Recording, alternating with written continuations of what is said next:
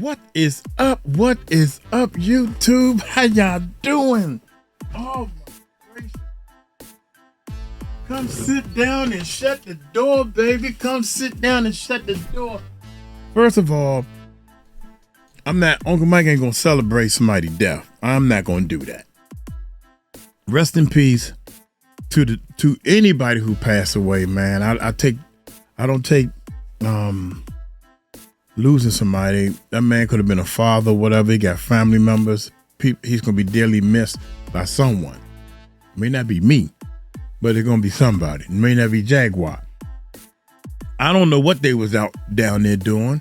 It could be all made up stuff, and they was some good people, or they've been doing all half the stuff we think they've been doing. Long story short, rest in peace.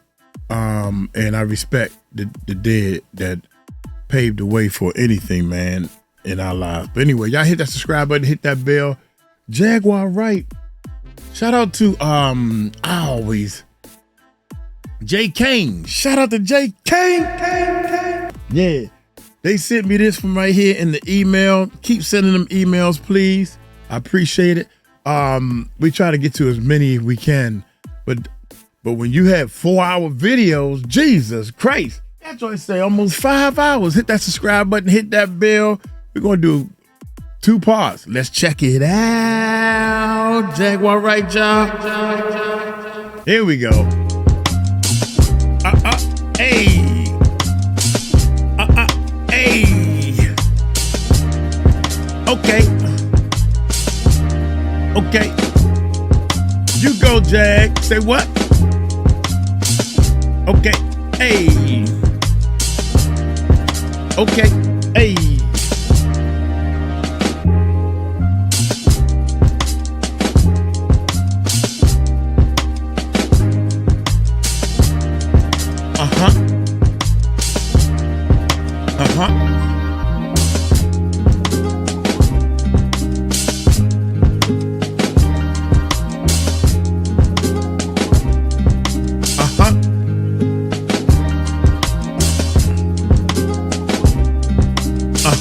Shout out to Jaguar Wright and the fans.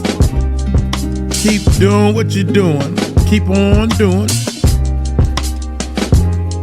And also Wolfgang, y'all. Hey. Here we go.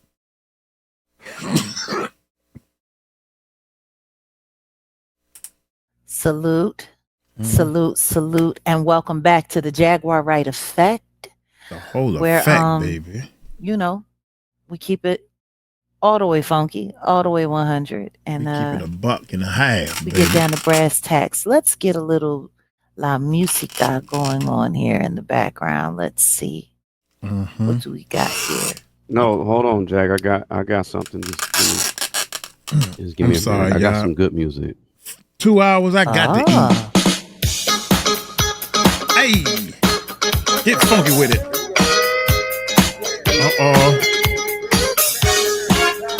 That's what you're telling me?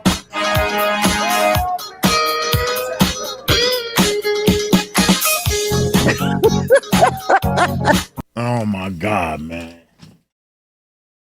Hold up, man. That might be a copyright. Not a strike, but that's gonna be copywritten. So we might have to cut that one right there, man. Come on, man. Wolfgang, come on, baby.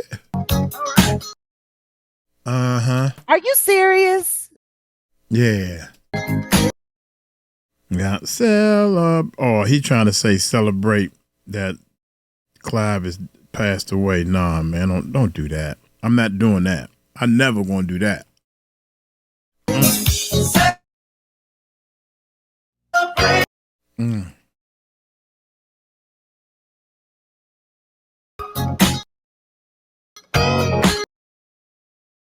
Serious? Thank you. Man, I'm trying to get past the song.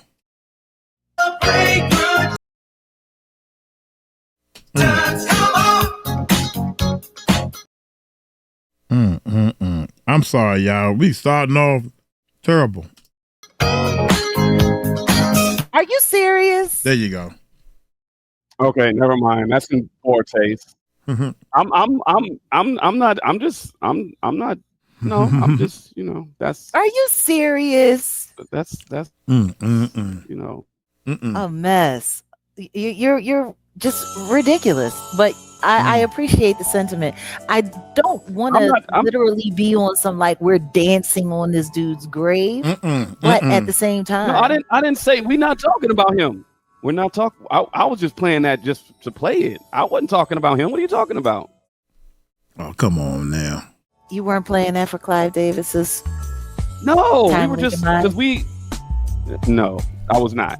That's in very poor taste. I will not do that. Okay. That's not what that was for. Okay. Got it. Hey guys. Hello. Excited for this. Awesome. Hey Queen Diamond. Listen to me. He literally had the theme music to match your ding dong, The Witch is Dead. Just wild. You're excited to see this? Well, listen to me. Yes, Alina's Clive Davis is gone. He has left this realm and he is gone off to be with his Lord and Master. He done went to the lower room where Satan,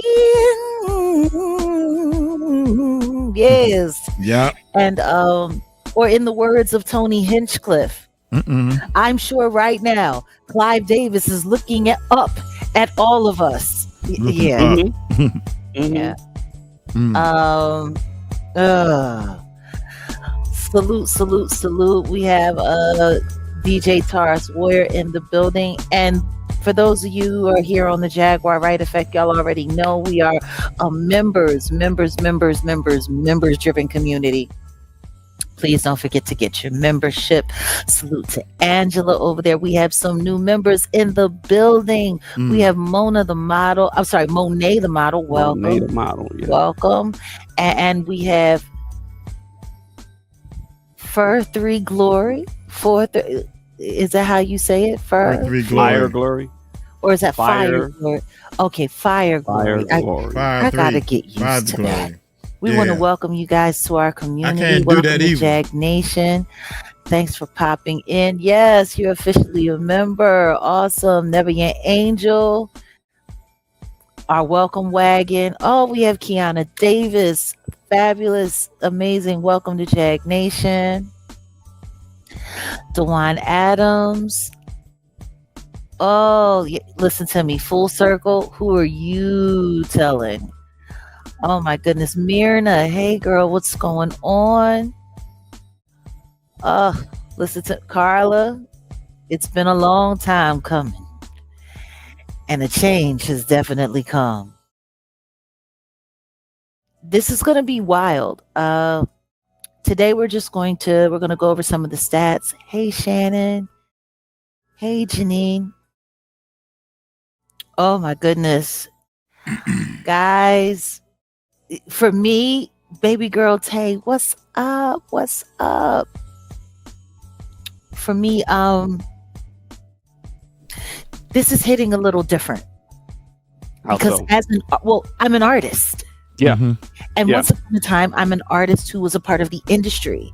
And before that, I was a kid who wanted to be in the industry. I wanted to be that.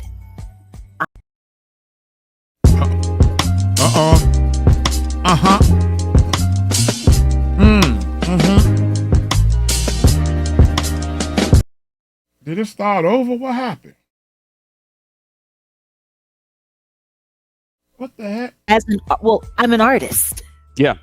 And once upon a time, I'm an artist who was a part of the industry. And before that, I was a kid who wanted to be in the industry. I wanted to be a performing artist. I wanted to be all of these things. And not only that, I grew up while Whitney Houston was becoming Whitney Houston. Early 80s. That's when she got on. And I am telling you, what was the name?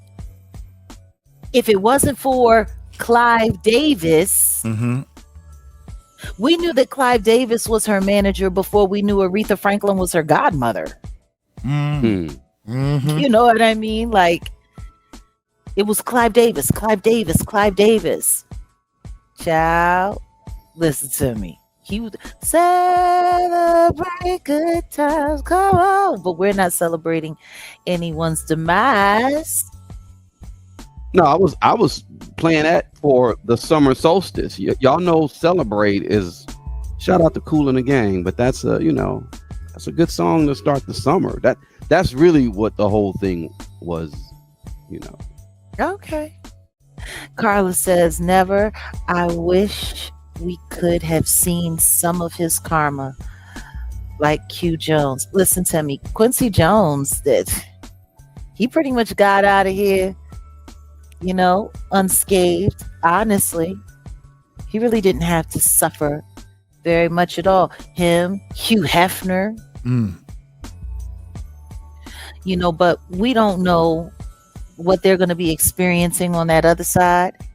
You know what I mean? So let's not be too hasty about what we have to say. I know. Heels on the gridiron. Welcome to the family. Welcome. And what I'll say about that, because I'm not making fun. He was, I believe, because I was looking through his biography, but I think he has some ties to occultism, Aleister Crowley, people like that. Being in the music industry, tacitly, a lot of artists were kind of like praising or worshiping kind of some Crowleyism. I'll just say it like that. And then, even when Aleister Crowley passed away, I think they said his last words was, I'm perplexed. Basically, like, I'm confused. Yeah. And I bet you would be. He was. If you guys don't know, Aleister Crowley, he called himself the evilest man alive. That's what he called himself. What? Mm-hmm. Yeah. Mm-hmm. I didn't know that. And I believe there's a connection. We'll talk about that later. The connection between Crowley and Davis. Okay. We're going to get into that. So, long and short, for me, him passing away right now, like, I'd be lying to say that there isn't a certain exhale that I did when I heard. Right. I think everybody like I just took that. a deep breath in and was just like, finally. For me, that was the word that came to mind. Finally, he's the fuck up out of here. Whoa. Yep. Whoa. And I'm sure for a lot of people, hey, Black Panther Creative, what's going on, Hierophant? Hey, Coley. I'm sure for a lot of people, this is hitting them pretty hard. Mm-hmm. I'm sure to a certain extent, Bobby Brown is taking a deep breath. He might have a finally under his breath, because Clive literally made his life a living hell and destroyed his life with Whitney. Yeah, he got everybody that's in the chat is all members. I was wondering is this live? Because if it's all members, I'm not going to put it on the channel. I got to look and see. Like Clive did that. Clive made his marriage to Whitney Houston nearly impossible to stomach for him. To have somebody who was standing over your life. Hey, Auntie Leah. To have somebody who was standing over your life and just like literally calling the shots over your life, over your wife, over your daughter. What I'm most curious to see is who's finally going to get the courage to speak up and to speak out and to just bring a little clarity, and who's going to keep working hard hiding the secrets. I can tell you right now, Alicia Keys, she got the perfect. I will keep your secrets. Your secrets are safe with me. Yeah, she gonna be keeping secrets. He's Oh definitely my gonna keep the gracious. secrets. Hey, admin, what's going on, my dear? What do you think about Jimi Hendrix getting a street named after him in New York 12 days ago? I mean, I think that's cool. I used to work out of his studio, Electric Lady. I've recorded and mixed a bunch of stuff there. I used to love going there. Jimmy the Cat. I'm sure Jimmy the Cat has long since passed on. It's been about 20 years now since I've been to Electric Lady. So, I mean, I think it's cool. I mean, street namings are cool. And then to a certain extent, it's like, is it really enough? Like, what does that actually mean? Like the Hollywood Walk of Fame. Like, everyone makes a big deal about getting a star on that Walk of Fame. And then after the ceremony, it's just, most of the time, it's just like territory blockings for, the streetwalkers that make money out there. Look, I work from Esther Roll down to Fred Astaire, okay, bitch? Like, I don't know. Do you remember we saw that when you finally saw Pretty Woman? Mm-hmm. And she was sitting there marking off her territory. Yeah. That's for real, though. That's for real, though. Like, seriously. That's like for real. But we have another member. I don't know what all of those letters put together is. We just gonna call you JJ, baby, and we welcome you. Welcome in. And Motivate and Move. We welcome you. We welcome you in. Welcome to the family. Alina says another. Man, there's so many messages. I didn't realize this actually is putting me in a good mood. Had a hard morning. You did? Okay, dear. Yeah, the Kool in the Gang. She dropped that when the Kool in the Gang was playing. Yeah. Oh, salute. Thank you so much. So, all right. Where do we start? For those who don't know. Oh, by the way, hold on a second. Alina's dropped. I just want to acknowledge Alina's. She says Crowley made the best tarot deck ever because it gives all the Masonic mysteries. I don't think we're supposed to manipulate nature. One of the first to climb, K2, let 4 people pass away. Wow. Did he? And wow, saw them as he was. Oh, yeah. Crawley was. There was rumors that Crawley was actually Barbara Bush's father. Yeah. I've heard about that. Yeah, but if you look at them, we let's not go there though. I don't want to go there. Yeah, that's that. Yeah, but if you look at them, do me a favor. Look at. I see it. If you look, you can see it. Like it's actually there. So yeah. All right. Well, enough of that. Let's start with this. Since we are since I mentioned Crowley, we can just dabble a little bit into that. And I said the evilest man, he's actually the wickedest. He labeled himself the wickedest man in the world, right? Now, Aleister Crowley, if you don't know who he is an occultist. He founded Thelema. He's the person that came up with the whole "do as thou wilt." Mm-hmm. Do and the statement is in the whole. It says, "Do what thou wilt shall be the whole of the law." That goes against like the 42 laws of Ma'at. Just like what Alina's just put about going against nature. There's certain practices, there's certain things that just need to be done. It just needs to be followed. You can't rush the process. God's time and all that good stuff. Nature, like you can't just get a seed and expect to have fruit. You gotta give it time to grow, this and that. Just like a person shouldn't just do what they want. I mean, you can, but there's going to be some get back or whatever. But anyway, Crowley was, instrumental in influencing music on an esoteric level. He's a cult figure. They fashioned, y'all remember that show, The Munsters? Yeah. Uncle Fester was supposed to be like Crowley. Yeah. Now Clive Davis and Crowley, there's no connection historically to them, but there's a representation when it comes to 20th century music. The rock from the 60s and the 70s tied to Crowley, and Davis's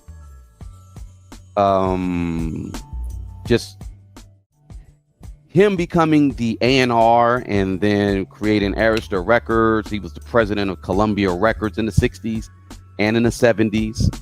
He oversaw a lot of artists, pop, rock, R&B, from Aretha Franklin. Some of the baddest. Yeah. Santana, Janis Joplin. Barry Manilow. I just saw he managed my godmother. He managed godmother. He managed Betty Wright. Betty Wright. Yeah. He also managed someone who I call Auntie, who I wasn't actually related to, but she came up underneath Uncle Kenny's label, Phyllis Hyman. Oh yeah, and then she and she passed away. See, alone, and I believe they found her in her bathroom. Very interesting. Who else passed away like that? See, we're gonna get into that later. I just wanted to set it up because people, if you don't know who Crowley is, just do a little research and find out. He was very instrumental. He was a person that was on the album cover. His face was on the album cover for the Beatles, the Sgt. Pepper's Lonely Hearts Club, right? Yeah. His face is on that album, but behind the scenes, most industry, that's what they were. That was the guy. That was their guy. That was their god. There we go. Not only that, when you look at how his essence, Crowley's essence, like permeated up until current day, for crying out loud, Ab Soul. When we were looking at that, Ab Soul from TDE, was monster MC, but he was talking about him following Crowleyism and how he was all into that. And then that's when I started looking at the connection between who was in control of his career at TDE and who they were connected to. Jay-Z. Do As Thou Wilt sweatshirt. Yep. Also Crowleyism. And not only that, Crowley was celebrated by two of the hip hop witches that we see working with current figures now. Marina Abramovich and Michelle Lamy. Ooh. They're also attached to Crowleyism. So, and Michelle Lamy, I mean, she's had ties all through the industry. And Clive Davis is the industry. Exactly. Like, let's look this up right quick. Like, when I go back to Janis Joplin, okay? So, Janis Joplin was born January 19th, 1943. She passed away October 4th, 1970. Was an American singer and songwriter, one of the most iconic and successful rock performers of her era. She was most noted for her powerful mezzo-soprano vocals and her electric stage presence. Let's see. Let's look into what happened to her. Joplin passed away of a boy overdose. And y'all know what I mean when I say boy. Boy, what? Wait, that's... Well, girl is the cocaine and boy is the dark heroin. You don't have to. Yeah, I got you. All right. Understood. So she died of a boy overdose. in October 1970 at the age of 27. Mm.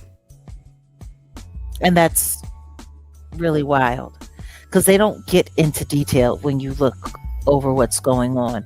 But the details of her death were very, very, very odd. Her and Clive had gotten into an argument regarding the renegotiation and her re-signing with him, to which she declined. She tried to get away from him. She made her way back to Texas. Want to know what's funny? She was getting sober. Mm-hmm. She was walking. She was getting clean, and all of a sudden she just relapsed and passed in a hotel, in a bathroom, found in the tub. Now, different reports have said different things, but I find it very interesting. And people said that she looked a little roughed up when she passed away as well. We've heard Leola Brown say the exact same things about Whitney Houston. And what did they say about Whitney when she passed away? She had pharmaceuticals in her system and allegedly had drowned, with her very, very, very complicated autopsy report. Janice was something else. And it's wild because around the same time that Clive was managing Janice, Betty Wright, my godmom Betty Wright, was around. And she shared a lot of things with me. There are a lot of secrets that I might take to my grave with me that I know that she shared with me. And things that other people shared with me as well. Not to cut you, but this is why, I mean, I know you know a lot when it comes to behind the scenes of legacy artists like Betty Wright, Teddy Pendergrass, you know, in the music industry. Teddy This is why it's Pendergrass. important. I work with one, Teddy Pendergrass. You definitely need to be putting together this biography or just, you know, autobiography, because later on, I think people, like, just like now, everybody now is like catching on, like, yeah, this music industry ain't what it's cracked up to be. But anyway, I digress. I definitely, I agree. You know, I know you shouldn't say, there's certain stuff that you shouldn't say, but do you think now that he is gone, you're going to have a lot more people coming out maybe saying certain things? I don't know. I'm really hoping. But what I will say is he used to write hush money checks to certain people to keep them quiet, and paperwork, NDAs. Mm-hmm. I've seen one of those checks and it was never cashed. And it was about details surrounding the death of Janis Joplin.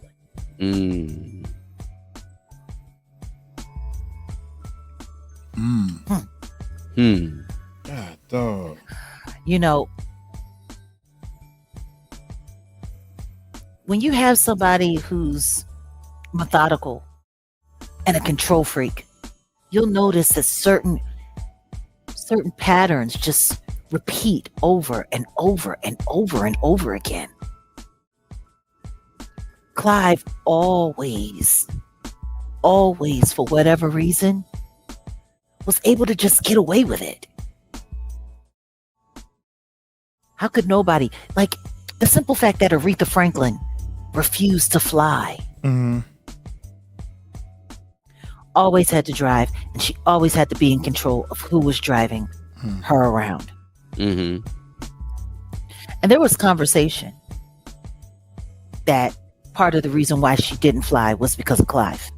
Because she was afraid of being in a plane that went down. Like she dealt with Clive very, very shrewd. I'll give her that. But when I think about Whitney Houston, it makes me wonder, what was the price? You know, Cissy Houston was Aretha Franklin's number one backup girl. You know, she was there holding down the back line on on so many great old Aretha records, you'll hear Sissy in the background going in. Whitney was there as a little girl watching them do what they used to do. Mm-hmm. Whitney was there at rehearsals. Whitney was there. Sometimes she went along to studio sessions. She watched iconic music be made. And it was Aretha Franklin that literally like brought in and made the connection for Whitney.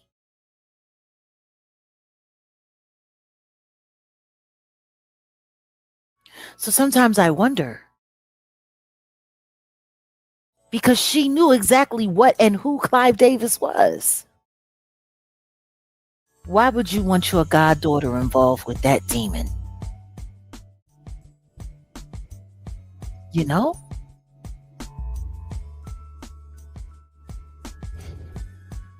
Yeah, Why would you bring your goddaughter? For me, in my mind, that's like that's no different than Sparkle bringing her little niece to R. Kelly.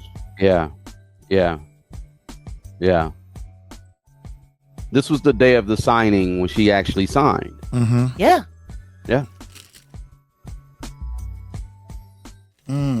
I still got some Whitney vinyl. I got that first Whitney vinyl. Man, that first album. The one thing you cannot take away from Clive Davis was the fact that he knew how to pick talent. Well, see, that's what I was about to say. See, he came into the industry as a lawyer, not a musician, not a producer, not a singer. He came in as a lawyer. Remember that. And then, before rising to become the Harvard president Law, of Columbia, right? I believe Harvard Law School. He went to Harvard. Before becoming president at Columbia in '67, so he already knew the game. He knew the contracts, the structure. He knew what was up. So he's not a traditional music person. I find that interesting. Like, wow, you figure he would be a producer. No, he was a lawyer. Exactly. And y'all saw that movie. What was that one movie? De Niro. Was it De Niro? No, that wasn't De Niro. It was what? The lawyer movie with You're talking about with Al Pacino, The Devil's Advocate. The Devil's Advocate. The Devil's Advocate, and I talk about that pretty often. Like, he was that guy. Yeah. Clive Davis was that guy. So they in the chat, and I didn't even get a chance to pull it up. I was about to pull up Sam Cooke, but Devil's Advocate. Sam Cooke's connection to we'll get into that later. Sam Cooke's connection to Clive Davis. That's all. Oh no, we'll definitely. They never worked together, but they never worked together. But they bumped heads. They bumped heads a good bit. I got some theories. Yeah, I got some theories. But the mob situation, we'll get into that. I don't want to go too fluid in contract law, and someone who was also allegedly, very much so tied into the Jewish mafia. Mm-hmm. Which is really interesting because it also explains the power dynamic and the bumping of heads between him and Clarence Avant. Because Clarence Avant worked for the Jewish mafia. Yep. And Clive hated Clarence. Because the truth is, on so many occasions, they trusted Clarence more than they trusted him. They knew that Clarence would always do the right thing for the sake of the organization, and he would always make sure that everything ended up fair. If they wanted things handled right and handled fair, they went to Clarence. If they wanted things done by any means necessary, they went to Clive. It's like good angel, bad angel almost. Mm-hmm. It's wild. Buck wild, baby. And I remember when Clarence passed away, Clive was very flippant about his passing. It's funny. He went to that Rock Nation brunch. And then the next thing you know, his wife gets taken out in their home. He falls into immediate progressive dementia and is dead within a year of that. Yeah. And this was right after he got his Netflix special, The Godfather. Yeah. So should we get into his life a little bit? Yeah, let's do it. Let's definitely speak on this guy's life. Let's get into Mr. Clive J, as in J Records Davis. Well, can I say this? Yeah. Before we get into like his music and stuff, that I didn't know he was an orphan. I think he talked about it in his biography. He lost both his parents as a teenager, and then he got through NYU. He got through Harvard Law on scholarships. So that kind of lets you know the type of person he is. That background will explain why he's obsessed with performance, with control, with discipline. Because when I think of Clive Davis, it's control with opportunity, right? That's what he represented in the music industry. Absolutely. People always used to say when I was coming up, oh my God, if you can get Clive Davis to represent you, you'll have it made. And I'll never forget, I was talking to Auntie Phyllis Hyman before she passed away, and she said, so you going to go Broadway, or do you want to get a recording contract? What do you want to do? And she was just asking me what I wanted to do with my voice. And I said, well, I would love it if I could be the next Whitney Houston. And she says, honey, I would love it if I could be the next Whitney Houston. She said, it all comes down to your manager and your lawyer. And I said, yeah. She said, but just don't make the same mistake that I made. And I said, what's that? She said, let your manager be a lawyer. And I said, but aren't you managed by Clive Davis? Everybody wants to be managed by Clive Davis. She says, until they're managed by Clive Davis. And she said, do yourself a favor. Let your lawyer be your lawyer. Let your manager be your manager. Let your record label be your record label. Don't make my mistakes.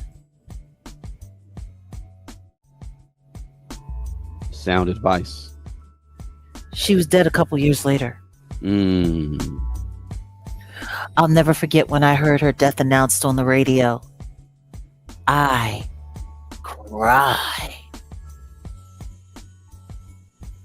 cried. They have been talking about her. They've been spreading rumors about her, talking about her so-called erratic behavior. There was a lot that was wrong with the way she passed away. But the funny thing is, there had been issues. There had been issues with her and her management agreement with Clive, and she was trying to break away. And Clive was putting pressure. He was putting pressure on Philly International.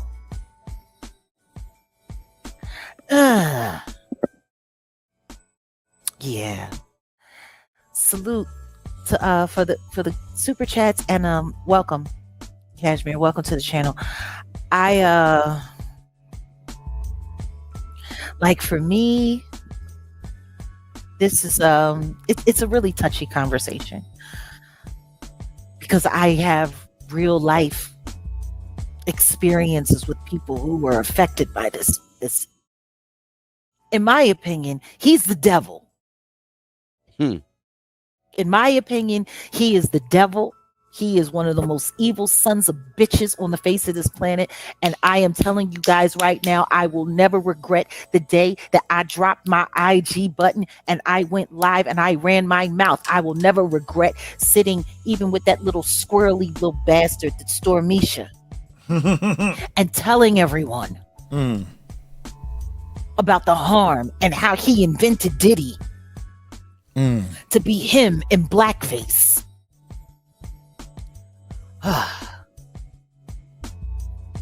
My life was never the same after that. Did I ever show you all the emails that I was getting, or any of the emails that I was getting from the Clive Davis email account telling me that I was a dead bitch? You told me about it. I never saw it. I have the emails. Yeah. Man, I'll never forget the day he blocked me on Instagram. Finally. But it was wild because his account used to post up stuff talking about, oh, me and Clive, you know, one of his friends that he used to vacation with, me and Clive, we were out here on vacation and we were staying at the resort. And then the next thing you know, the electricity went out and we said, oh, that's Jaguar. Ha ha ha. Yeah, what? Shit like that. Yeah. Wow. Like, and everybody, you know, was just sitting there like, what the fuck is going on? And then when OG Patrice Montcel, Patrice Gardner asked me to come to Vegas to do that interview, and then I found out that the girl who ran this little radio station, she was an intern for Clive Davis. My hotel stuff got rifled through. That was when they, oh my God, yeah, it was a mess. It was just a mess. Anyway, Clive J. Davis, April 4th, 1932 to June 22nd, 2026. As an American record executive, A&R. Oh, by the way, guys, that's Jim Morrison from The Doors on the screen. Yeah, y'all see what I'm doing here. I'm the Trail of Tears. Exactly. Pulling up the Trail of Tears. Morrison was a bad ma too. You know what I mean? Yeah. Morrison was amazing. The Doors were amazing. And it's so funny because, you know, there are people that are still trying to speculate whether or not he really died or whether or not he faked his death. But who was his manager? Who was his manager? Ooh. Clive J. Davis was an American record executive, an A&R executive, record producer, and lawyer. He won 5 Grammys and was inducted into the Rock and Roll Hall of Fame as a non-performer in the year 2000. Now, he went to New York University. He also went to Harvard Law, and he is a born resident of Brooklyn, New York. Okay, just to give you a little of his background, he has 2 spouses that he has listed, which would be Helen Cohen, and he married her in the mid-50s, and they were together for about 10 years, and then he married another one.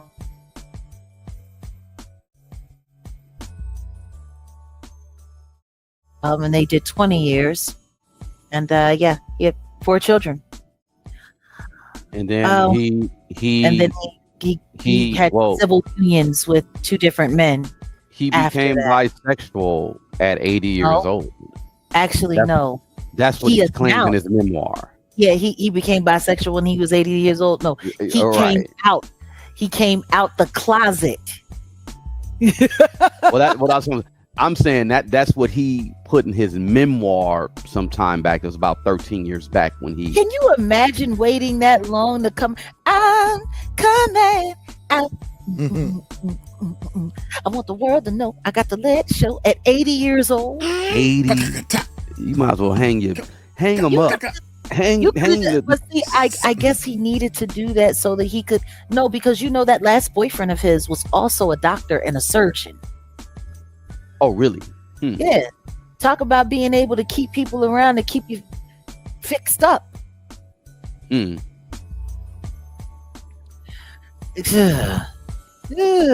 Anyway, from 1967 to 1973, Davis was president of Columbia Records. He was the founder and president of Arista Records from 1974 to 2000 until founding J Records. From 2002 until April 2008, he was the chair and CEO of RCA Music Group, which included J Records, Arista Records, and he was the chair and CEO of J Records, chair and CEO of BMG North America. And you guys know about BMG. BMG, if I have it correct, is ran by Lucien Grange, is it not? Yeah, we're gonna get to old Lucy too. Okay.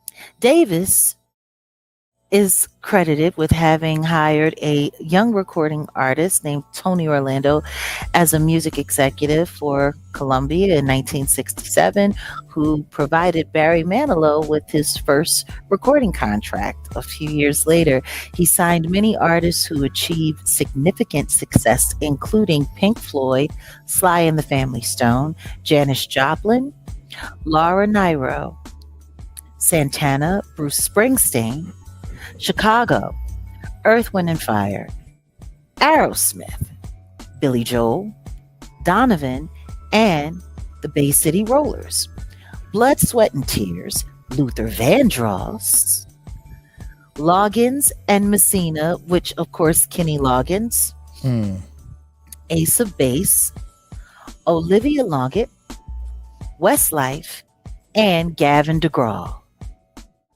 He is also credited with having brought Whitney Houston and Barry Manilow to their prominence. Davis served as Chief Executive Officer of Sony Music Entertainment until 2008, which is interesting because that was right before Michael Jackson passed away and through that awful trial. And as we know, Michael Jackson had been in a terrible fight with Sony Music about Tommy so Mottola. many different things. People keep forgetting Tommy Mottola.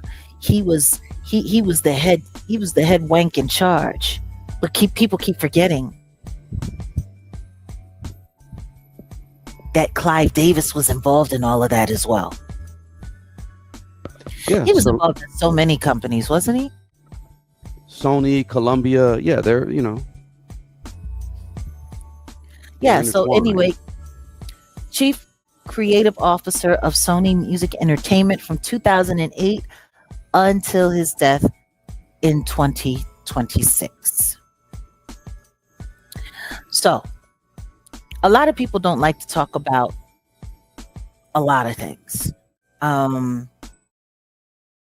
But as someone who was actually in the industry, I remember when he got fired from Arista. A lot of people don't talk about that. He paid good money to wipe that out of the feed. Did you ever hear about that when he got fired from Arista? Never heard about that. Do tell. Okay, so Arista was Arista, and everyone was sick and tired of Clive. They were sick and tired of his control freak manner. They were sick and tired of him having private investigators following the artists and the executives around, getting intel on them. Like he was pretty much a lot like J. Edgar Hoover. But the head of a record label. So it was just insane. And there was some silent meetings that happened, and the board got together and they made sure that everybody in the company was going to go along and that they were prepared, and they knew they were throwing the devil out on his ass. L.A. Reid knew what was happening. He couldn't say shit. It was a really, really, really interesting time in the industry. And so the vote came down, and I'll never forget It went out on all of the calls because people keep forgetting I used to intern for the record pools and for the distribution houses. And I also interned for MCA Records before I became an MCA Records artist. It was like the shot heard around the world. Clive is fired. They said he lost his shit. They was like he was in there ready to move he was moving some furniture, like he was in there going fucking nuts. And it was just really wild. It was really crazy. Everybody was like, Clive Davis got fired. They retired this old dude. They got rid of Clive. Clive went crazy. He went absolutely nuts. And the reason why I'm telling this story is because I need everyone to know exactly how divisive and calculated he was. But the one thing that he knew is, as long as he had himself a product that he could run, and he could find his way to get back into the system and get back into that money, he would be able to turn it back on his head. And he got everything back. But he got fired. And for about a good year and a half, he was out on his ass. He went to that board meeting and they voted his ass out. Oh my goodness. He leveraged so much. So many of his accounts. They were trying to shut him down completely. And guess what? Guess what his vehicle was? Guess what his Trojan horse was back into the game? What's that? Alicia Keys. See, the neo soul movement was something that we were building up and that we were working. Black Lily and our contribution, artists like me, artists like Jill, artists like India Irie, like Alicia Keys wasn't even considered part of the neo soul movement at all, but he slid her right in. That's why he had her in the cornrows and he had her, doing the urban thing, even though she was high yellow. That album, I think Clive must have invested. I think it was something insane. Like he spent like $25 million to break that project. And realize this. Clive pushed an album that had been sitting around, had been being shopped, and had been shelved 3 times. That first album that she had, all of those songs were old. All of that music was old. She had that music when she left So Def. A lot of people keep forgetting Alicia Keys was signed to So Def. I saw Alicia Keys before the whole J Records thing.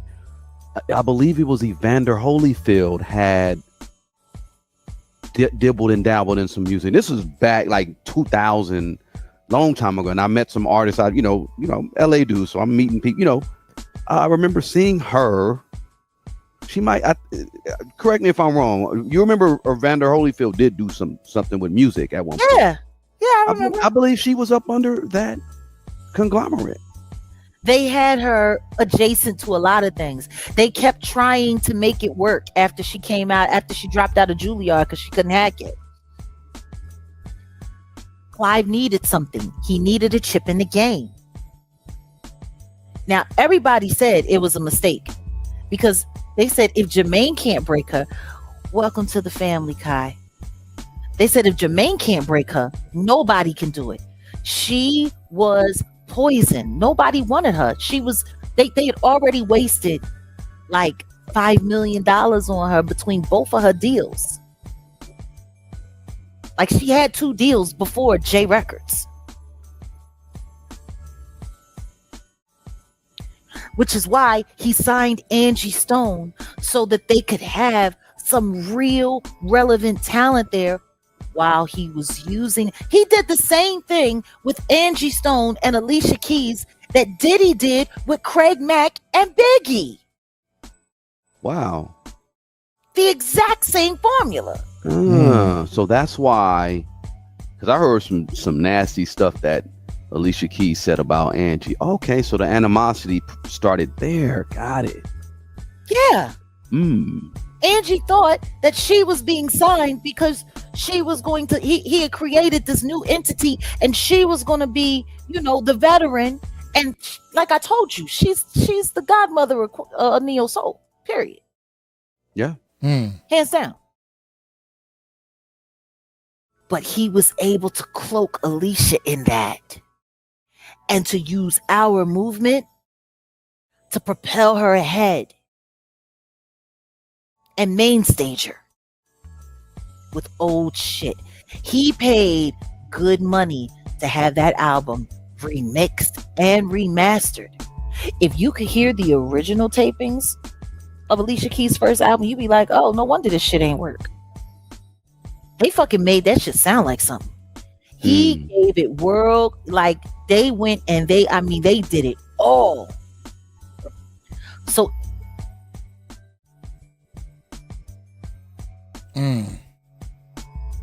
because everybody was like, oh shit, what's gonna happen? What's Clive gonna do? What's Clive gonna do?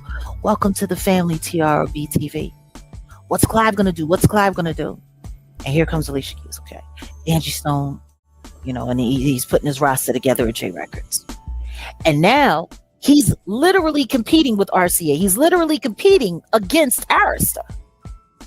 And he was on his fuck you. Because if I break this bitch and I make this shit happen, all of the advertisers are coming back to me. All of the good money's coming back to me. And all of y'all are going to kiss my ass and suck my dick. One or the other. That was his whole shit. I lied to you not when I tell you he invested about $25 million in making and breaking Alicia Keys. And that's why that year during the Grammys, he paid to make sure that India got more nominations than Alicia. Intentionally. Wow. Because he knew he already had the Grammy sold up. As rumor has had it, as some people would say, word on the street. I wasn't there, but this is what I was told by people that received checks. He paid out $12 million in payments to make sure that everybody who was working Grammy nomination tables pushed what he wanted through. Everybody got paid. Everybody. He financed the entire outcome for that year. Now, there was no way you could take an Alicia Keys and you could put her up against U2 for album of the year and she win and people not look crazy. So they gave her an arch nemesis. Somebody who was the exact opposite hair color, eye color, body type, skin color, right? It was literally talking about good or bad, like a scene out of School Days. The light bright versus the mammy. They promoted the hell out of India, Irie. They did all of that shit on purpose. So that nobody would be paying attention to all of the other credible artists that were going to get passed over. They made that story. Who's going to win? Which one of the new girls is going to win? Is it going to be India? Is it going to be Alicia? And hey, the winner is the Light Bright. And Alicia won damn near every last one of her nominations. I think she got all of them. Maybe 5 of them. And even though India was nominated for 8, they didn't even let her get one. She was nominated for 8 different Grammys and did not win one. She was depressed. And we were all on tour at the same time. But I was the one that ended up getting the Coca-Cola commercial. Alicia didn't get it. Oops. Like I'm saying, there was a lot of competition going on there. A lot of competition, but all of it was so like when Brandy started talking in her memoir about the campaign, the negative campaign that was created around her and Monica, she ain't lying. That's how Clive did business. But once he broke Alicia, J Records went through the roof. The value of it went through the roof. And it was good for Angie for a little while But then he pretty much did to Angie what Diddy did to Craig Mack. See it? Yeah. Question is can everyone else out there see the formula of how these people use artists, abuse artists, and push their agendas at the same time? But yeah, that's part of the reason why Alicia has had the career that she's had.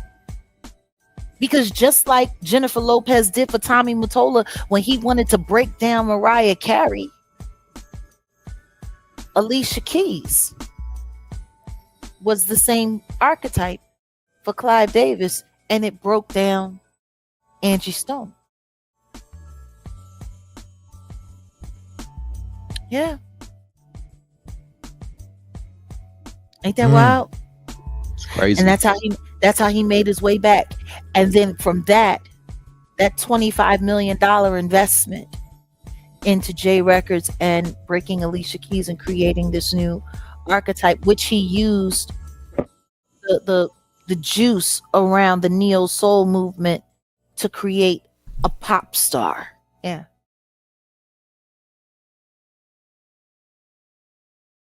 Yeah. Wow. Yeah. And meanwhile, after Alicia Keys broke and started taking off, I don't know if you noticed, the neo soul movement started fading away. And then it moved away from conscious, creative music into this pop bullshit. Mm-hmm. You're right about that.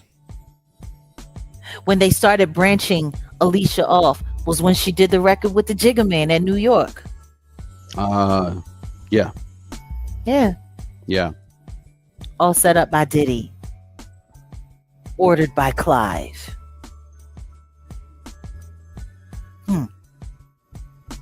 Ain't that some shit?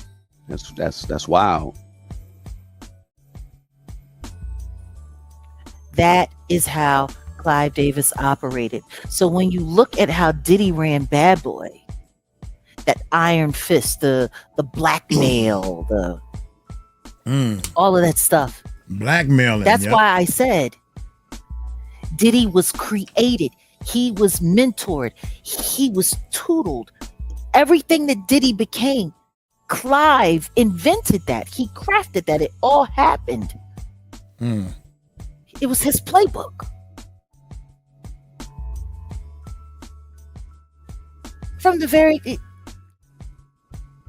So basically, Clive got himself a little black boy to do his bidding out there in the world, so nobody was looking at him pulling all of the strings in the backdrop.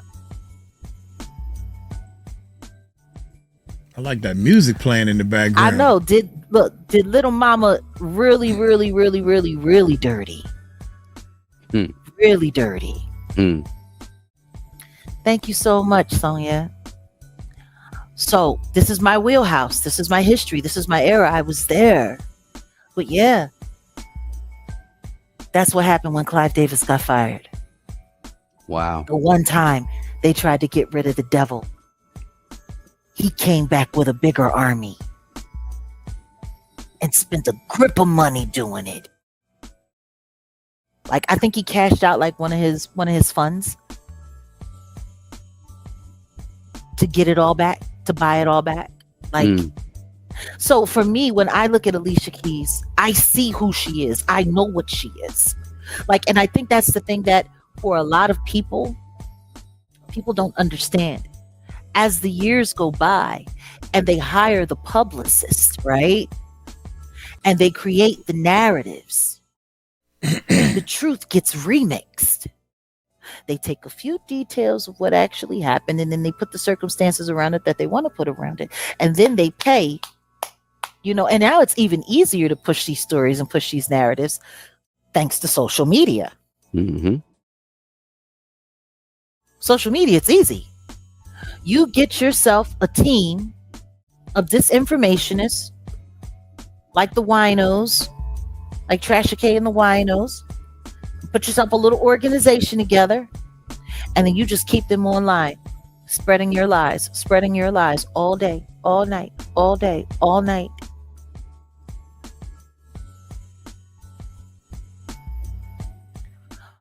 Oh, we're going to talk about what my predictions for the shift in power. We're going to talk about that soon, Carl. Let us walk into that. I'm letting Jag cook. She's cooking right now. I'm so sorry. Who's sounding a little off? Somebody said I'm sounding a little off. How am I sounding a little off? These are facts. Anybody can go back and they can check it. See, that's the problem. They want you to push this narrative that I'm crazy because people like me remember. Anybody who remembers actually what happened, anyone, and you're not going to hear people telling me stories because they're inside the system. They're still being operated by the system. That's what makes me such a danger. That's what makes me so dangerous, because I actually know what happened, and everything that I'm saying, you can verify it. You can go back and you can check it for yourself. It's all true. It's all real. It all happened.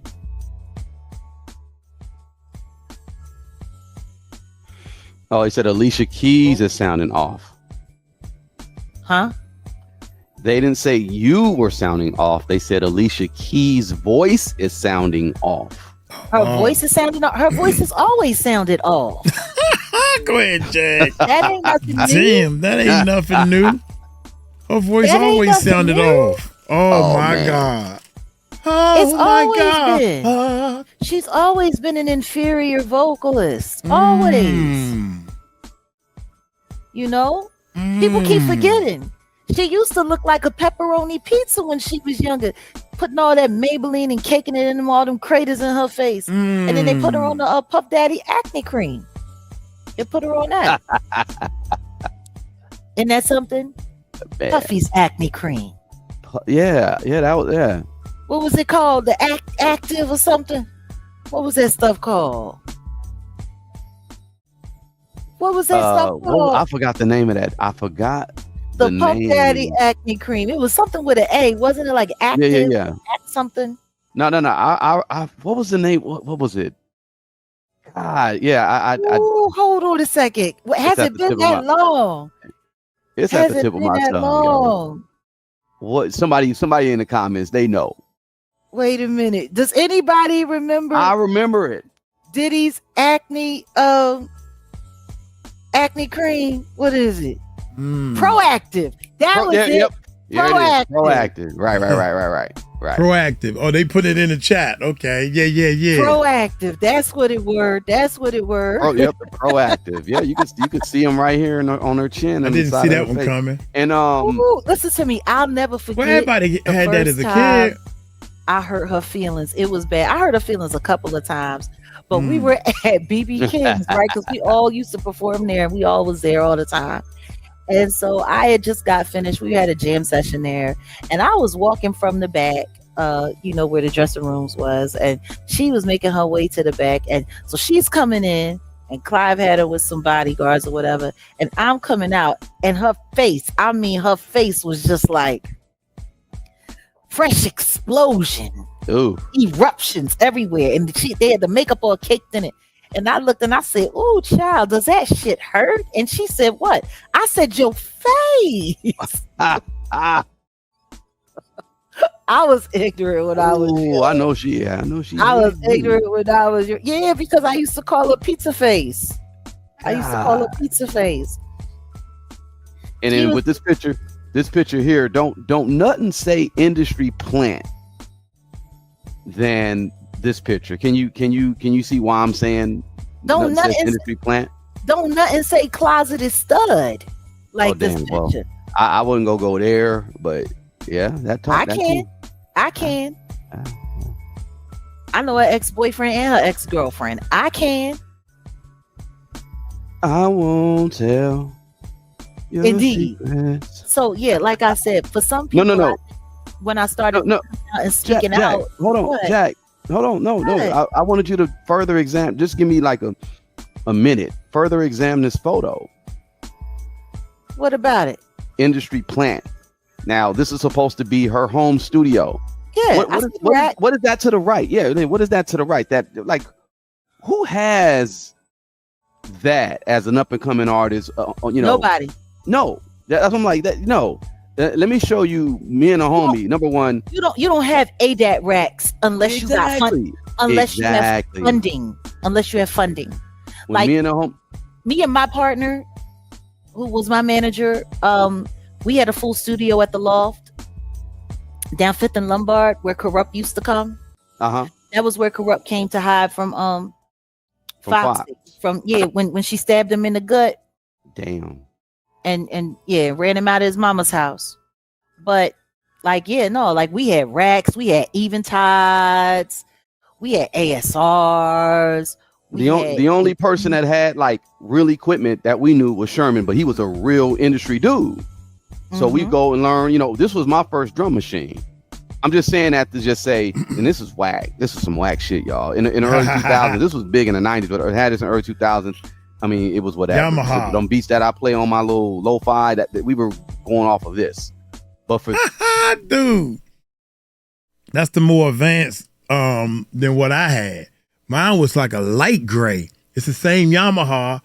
I don't know if it was an RY10 or something, but I remember them same buttons at the bottom. Yeah, let's go. In the early 2000s, this was big in the 90s, but I had this in the early 2000s. I mean, it was whatever. So them beats that I play on my little lo-fi, that we were going off of this. But for this to be your first like home studio, I'm sorry, go ahead. I just wanted to point that out. Unless you had a drug dealer boyfriend, you were being financed. Yeah. You were being financed. And her mother, they had a very humble life in Hell's Kitchen. So I don't know how she pulled that off. And I knew people who knew her in New York. She wasn't, it's not like she was a drug dealer. So, no, she was financed. And everybody knows that. Everybody knows that. She's always been taken care of by the industry. Yeah. She's industry property. Yeah. She gonna go along. And she gonna keep getting along. Look at who they put her with. They put her with Swiss. Swish? Yeah.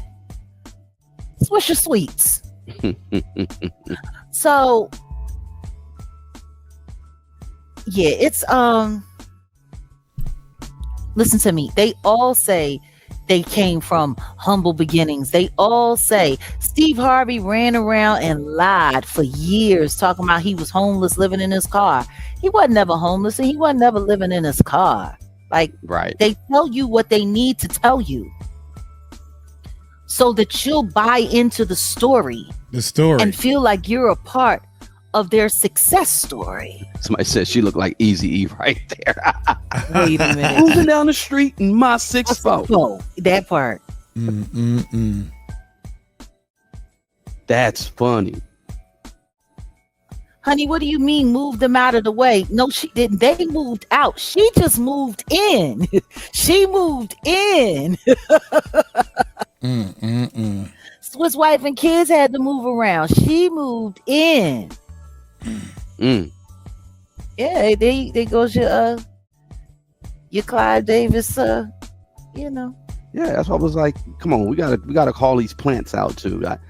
This is your home studio, baby. Come on, stop. Not as a kid. Not as a kid. Right there, you're looking at over $10,000 worth of equipment in them racks. Yeah. Back then, not as a kid. 2000s, shit. You would have needed financing. So yeah, and that's when everything turned back around. But people keep forgetting like who's under his wing. You've got people like L.A. Reid gatekeeping under his wing, which is what? Babyface. People aren't really paying attention. Like I'm still trying to figure out how Kenneth Babyface Edmonds has been able to move around for as long as he's been able to move around with the kind of people that he's had around him and never been questioned as to what he know and don't know. Because there's no way all of this stuff has been going on for all of these years and you didn't know. These people aren't secretive in the backdrop. They're very, very, very brazen about what they do. But Babyface got his own stories. And now, by the way, speaking of, did you hear, sidebar, a little bit off of topic, apparently Russell Simmons is being forced to come back into the United States to go to trial? Yeah, I heard about that.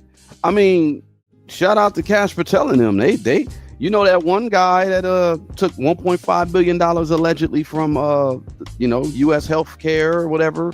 He went to the Philippines. They were saying, his brother. Hello, they love him in the Philippines. He paid their bills. He woo woo woo. They got his ass. They telling everybody, y'all got to come face the music. Well, you know what's funny? They want to do all of this with these black people, but they ain't doing shit about everyone who's on them Epstein files. I was just about to get there. I was just about to go there. Yep. And I'm not understanding. Understanding. By the way, you want to know one of the names we never checked when we went through the database?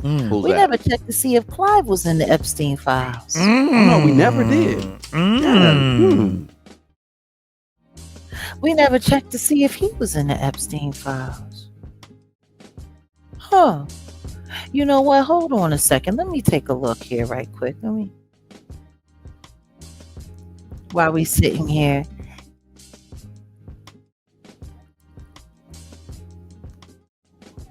Let me see what happens if I put.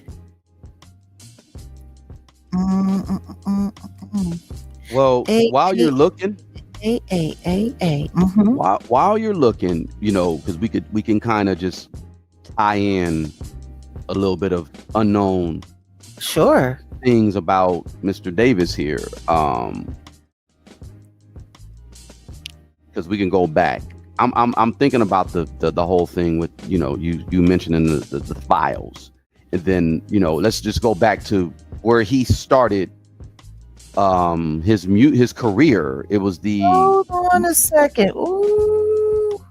What happened? Jeffrey Epstein sponsored a table at an April 2015 Hasty Pudding Institute gala at the Plaza Hotel in New York that honored legendary music executive Clive Davis. Oh. Despite being a registered SA offender at the time, Epstein was able to secure a table for 10 guests. Interesting. Well, 2013, 2015? 2015, and this was after his conviction. Hasty pudding, huh? So this is after Clive Davis dropped his memoir. This is I'm just thinking of the time frame. Okay.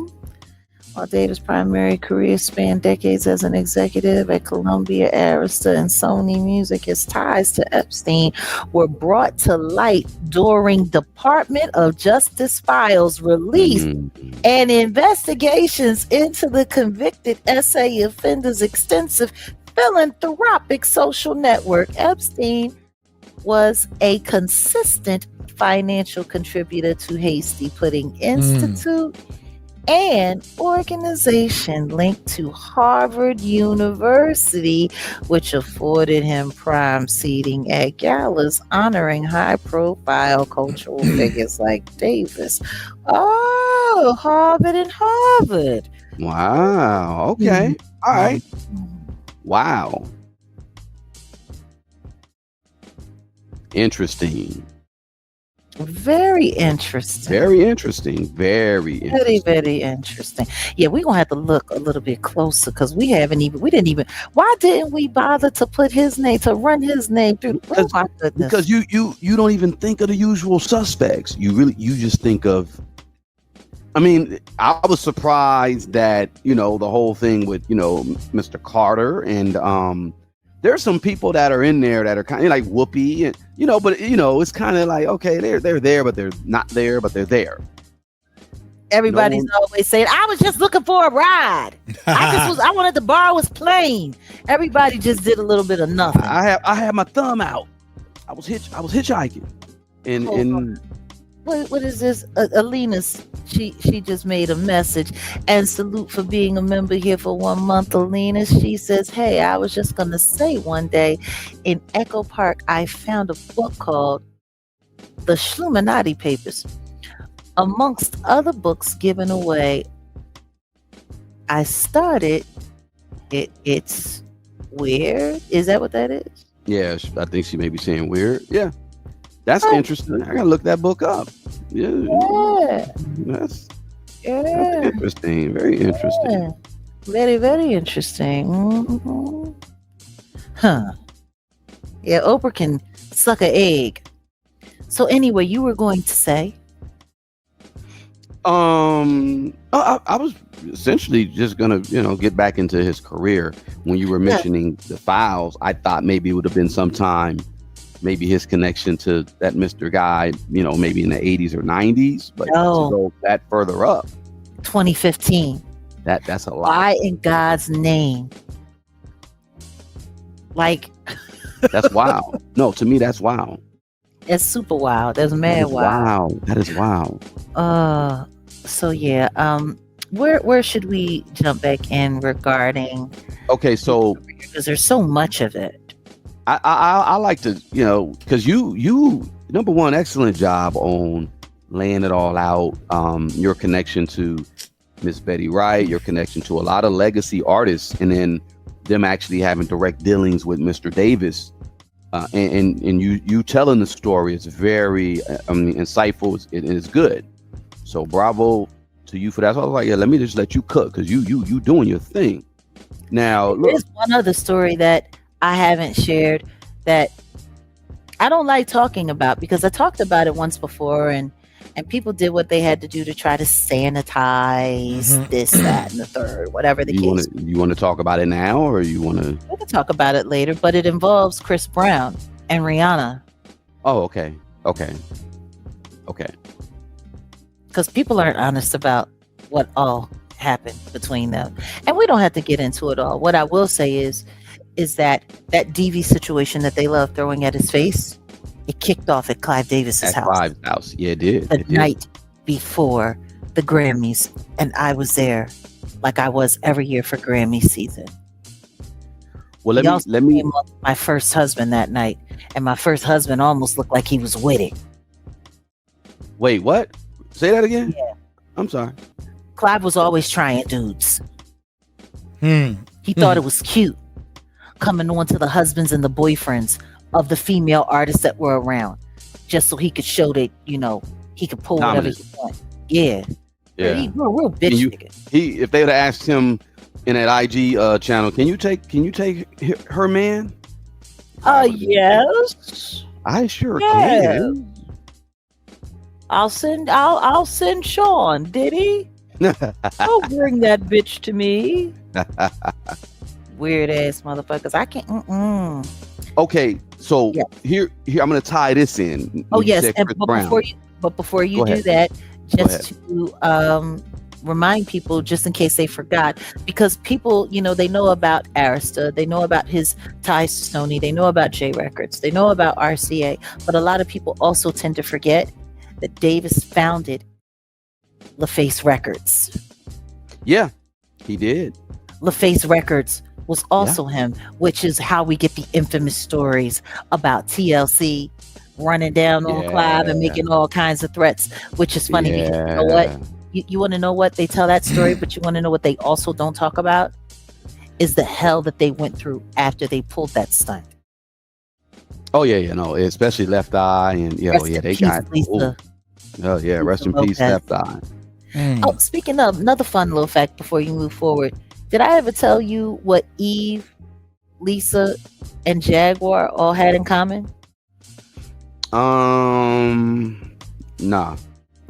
Other than the fact that we were all from Philly, and other than the fact that once upon a time we were all female MCs, we all worked at the exact same City Blue at 11th and Chestnut in Philadelphia. City Lisa Blue? was there. It was a clothing store, urban clothing store. Owned by the Israeli mafia. Oh. Hence, my ex-boyfriend Shlomi. And my boss, Yaron. Okay. Yeah.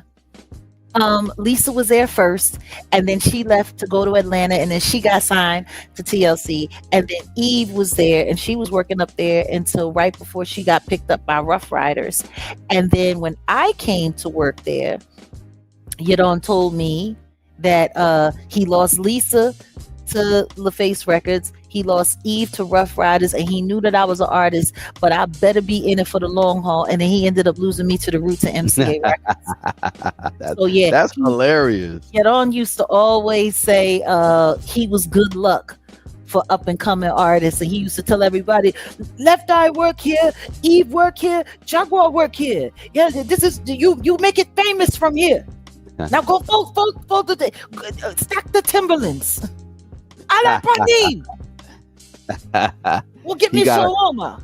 He got a lot of good applicants after that. Like, oh man, three. Yeah. That's funny. Yeah. That's hilarious. Yeah, look. The whole you bringing up Chris Brown and Rihanna. That whole event happened at Clive Davis's party. I do remember that. Mm-hmm. That's now, I'm gonna tie in something, and let's see if we can make it make sense. So, when Clive Davis got started, you know, back in the '60s, the rock revolution, it was already going. Mm-hmm. So, Clive Davis didn't invent it, but he peeped youth culture. And you know what he did? He said, oh, youth culture is big business. It could be a business. You got to think about that era. You had a lot of boomers coming of age at that time. Mm-hmm. You know, Clive being, what was he about? Was it 32? About 30 something. Close to his 40s at that time. That's old back then. You think about that, like, damn, in the 60s, he was in his damn near 30s and 40s. It's crazy. Yeah. But he'd already peeped. He peeped a lot of movements. He peeped a lot of he saw youth culture, because it was nothing like that before. I mean, they Woodstock hadn't happened yet, but Woodstock was, you know, he saw something that I think the music industry, mainstream America didn't see coming. He knew how to monetize youth and ambition.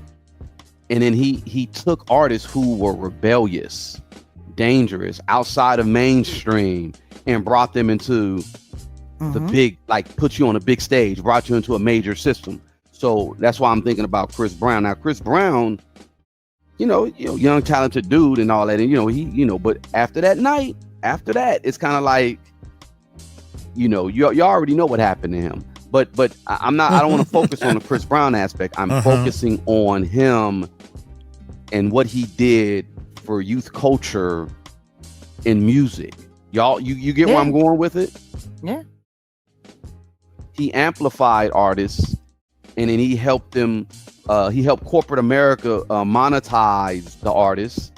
And if an artist is rebellious and but that's where the whole Clive Davis, the control aspect. He gave you the opportunity, but there was control.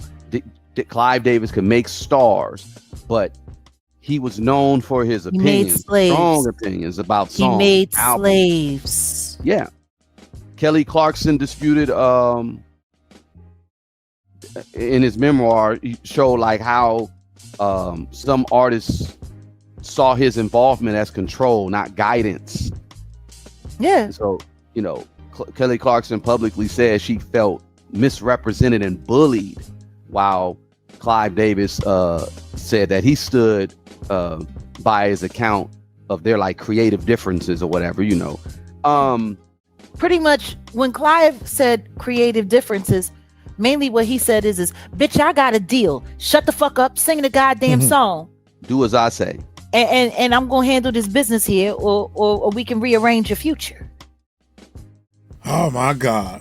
Bobby Brown has been real polite about the way Clive managed his marriage.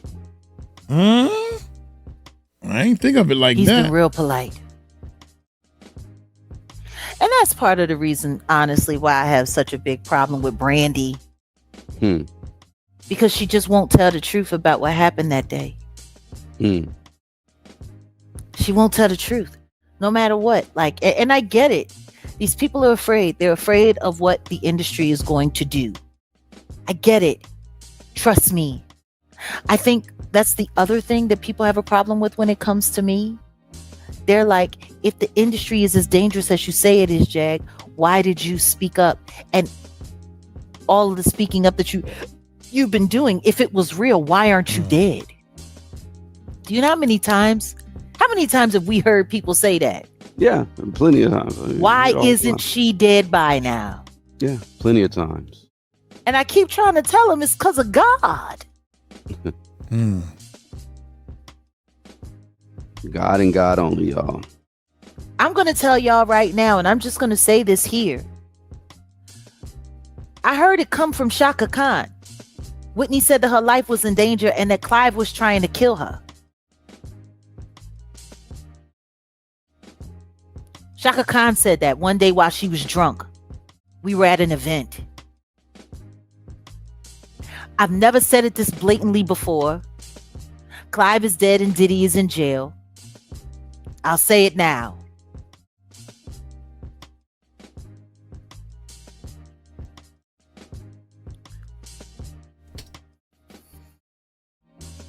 Shaka said it.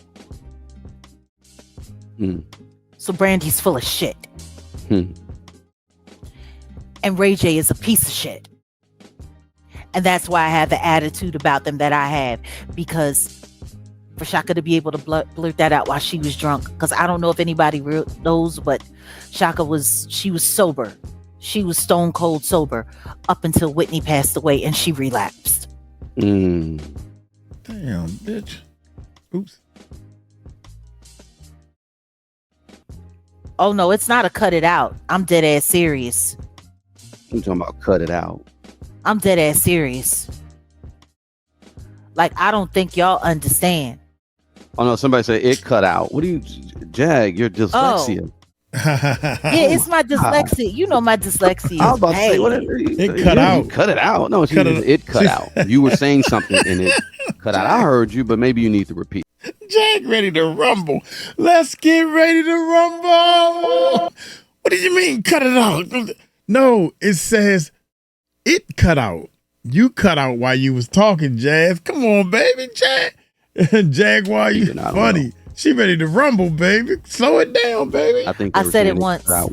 When you said about Shaka Khan, yeah. I said it once. You said it enough. Okay. What I'll say is that Whitney died. Yeah, the audio cut out while you was talking. Her life was in danger. She wrote it in that note. That's funny. And other people know about what happened in that note and what was written in that note.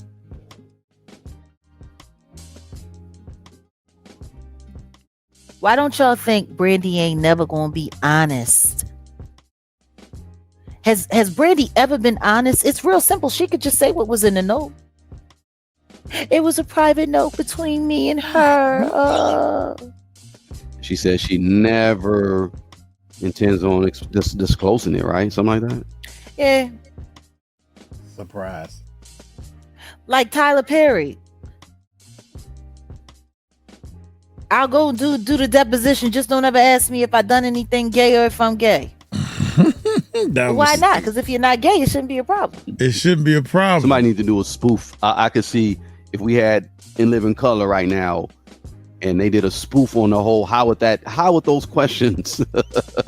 How would those questions look? Okay, so Mr. Perry, has anyone ever played with your taint? I said y'all can't ask me anything. Cree, I don't blame you. Those Norwoods are bona fide liars. Like straight bona fide liars. I don't blame you. But you know, when you pledge allegiance to the industry and you've seen a bunch of stuff that you've kept quiet about, it gets easier. I'll say it gets easier to keep awful secrets but it does get harder to bear them. And that's why so many artists become addicts or alcoholics, suffering in silence. Because trust me, that stuff gets to you. It does. I know it got to me. A lot of years popping painkillers and drinking martinis to forget about some of the things that I've seen. So what is Brandy hiding? Her conscience. So let me let's man. Where were we? I was about to pull up some information because I know we about to get into the esoteric side of the game. Yes, it's time to get ready to get into getting into it. I saw some footage of what Clive had set up outside of Whitney Houston's funeral, the esoteric side of it. But let me continue to look. I never saved this up. I'll see it, and I don't even think I ain't gonna. Yeah, I'm gonna find it. I just wanted to, I'm gonna connect the dots on that later. But let's get back to the youth culture. Him being able to monetize youth culture. Yeah. And shout out to Dewan B. I was listening to, you were over there earlier he was talking about Clive Davis being dead and stuff like that. And, he mentioned something about the meeting that happened in 1991 and all that. And he's like, well, no, I know some stuff, it's actually before 1991. It started in the 70s. And he's correct, because when Clive Davis stepped in, like I said, think about it. He became president of Columbia Records 67. Sure did. Then, in the 70s was, in hip hop, the birth of quote unquote birth of hip hop, 73. That was a total youth driven culture. It was all about rebellion. It was hip hop was you already know. So yeah. It took a while for it to really get mainstream, but when LA embraced it, like, New York hip hop, and I'm from LA. So I say that the genesis of the culture started over here. All the researchers that I've dealt with, rest in peace, Greg Everett, all my OGs that I've built with, we all had that conversation. Yeah, the genesis started here when LA embraced New York type of hip hop. It really exploded. And then you had a person like a Clive Davis who was where he was, and he's able to do what?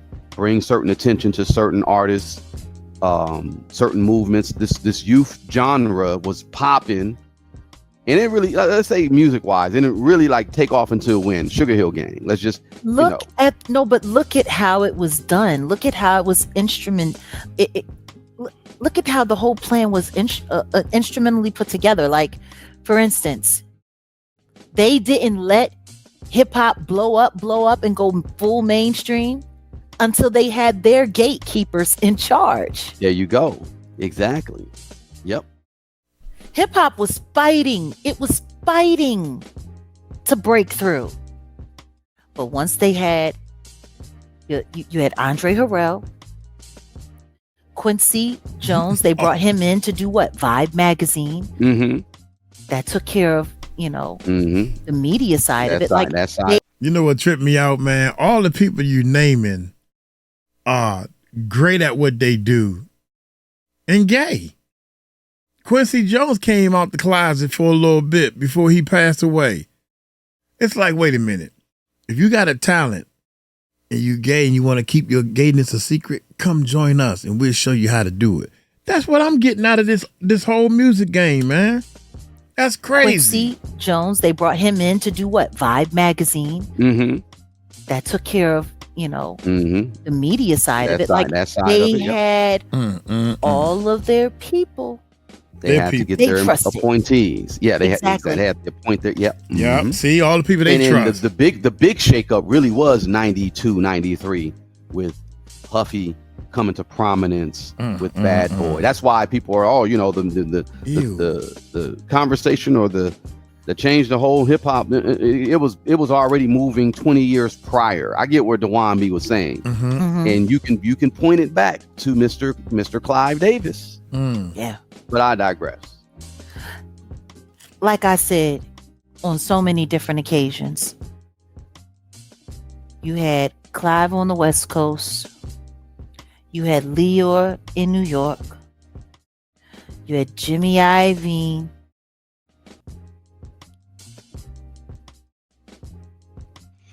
You had, for crying out loud, Tommy Mottola. Like, they had a network, and each one of these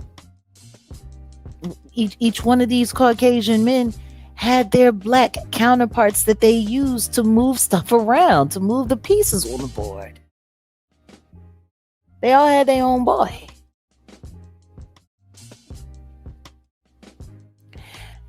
Which is funny because a lot of people still don't like to acknowledge that meeting, that hip-hop meeting, because it was later said by another whistleblower that that meeting was at Clive Davis's house. Mm-hmm. I would love to share that video here, but we can't share it online because if we do, it'll cut out and it'll totally mess up the feed, and it'll just, I think we should probably do like a private screen. We'll do a Patreon, or on Patreon, or we could even do it on Kick. We can do it on But Kick. to share that video so people can see what Busy Bone had to say. Let's promote the Kick real quick. I'm sorry, since we got a lot of people in the building. We appreciate all y'all for falling through. But this is Jaguar Wright's Kick, and this is it right here, y'all. Got to move that thing out. That's the way. Nice. Get on over to the Kick, because guess what? YouTube, it there's only so much that we can really get into when it comes to certain topics. Yep.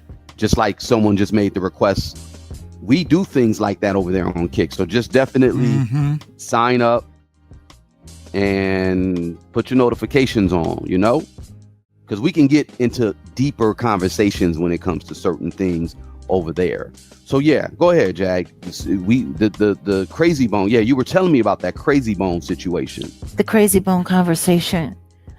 Crazy Bone sat down a little over a decade ago and was doing some interviews, and he was talking about how all of the rappers who were pretty big up there, and that would include people like Jay-Z, that would include people like Rick Ross, that would include people like Dr. Dre, that would include people like a lot of the heavy hitters that we're seeing right now. And of course this was before Drake's and before the Kendricks and things of that nature. But they all got together and they had to sign a bunch of NDAs, and then they were taken to Clive Davis's house. It was later, finally admitted, not by Crazy Bone, but by another whistleblower who was privy to that meeting. And it was there in that meeting that they were there with allegedly people from the CIA and other corporate entities that were promoting the privatized prison network. And basically, they told these rappers that we'll make you rich, we'll make you famous, we'll make you partners in this enterprise. But what we need you to do is, we need you to, we need you to sow a lot of recklessness into your music. We need you to talk about degeneracy. We need you to talk about selling drugs. We need you to talk about, call the women bitches. That, like, they literally came up with a whole plan on how to brainwash society. We need you to come up with a song called Spin Nash. Spin Nash. Exactly. Allegedly he was there too. And that was the deal. They made terrible music. I don't know if you guys noticed, that's why a lot of these rappers, especially the ones that are down for the bullshit, why they get into trouble all of the time, but they never seem to have to go to prison. They might have to go to jail for a little bit. They might have to go to court for a little bit. They might be on probation for a little bit, but they always let them back out. Look at what happened with Young Thug. There's no way Young Thug should be out of jail. No way. Not at all. No way. Not at all. You have to look at Lil Wayne. Lil Wayne is caught how many cases? that just all of a sudden disappeared? T.I. I'm still surprised that anybody in Atlanta feels comfortable being around him. He literally was sponsoring his own police tip line, talking about, give us a tip. Hey, I'm your boy Tip Harris. Give us a tip.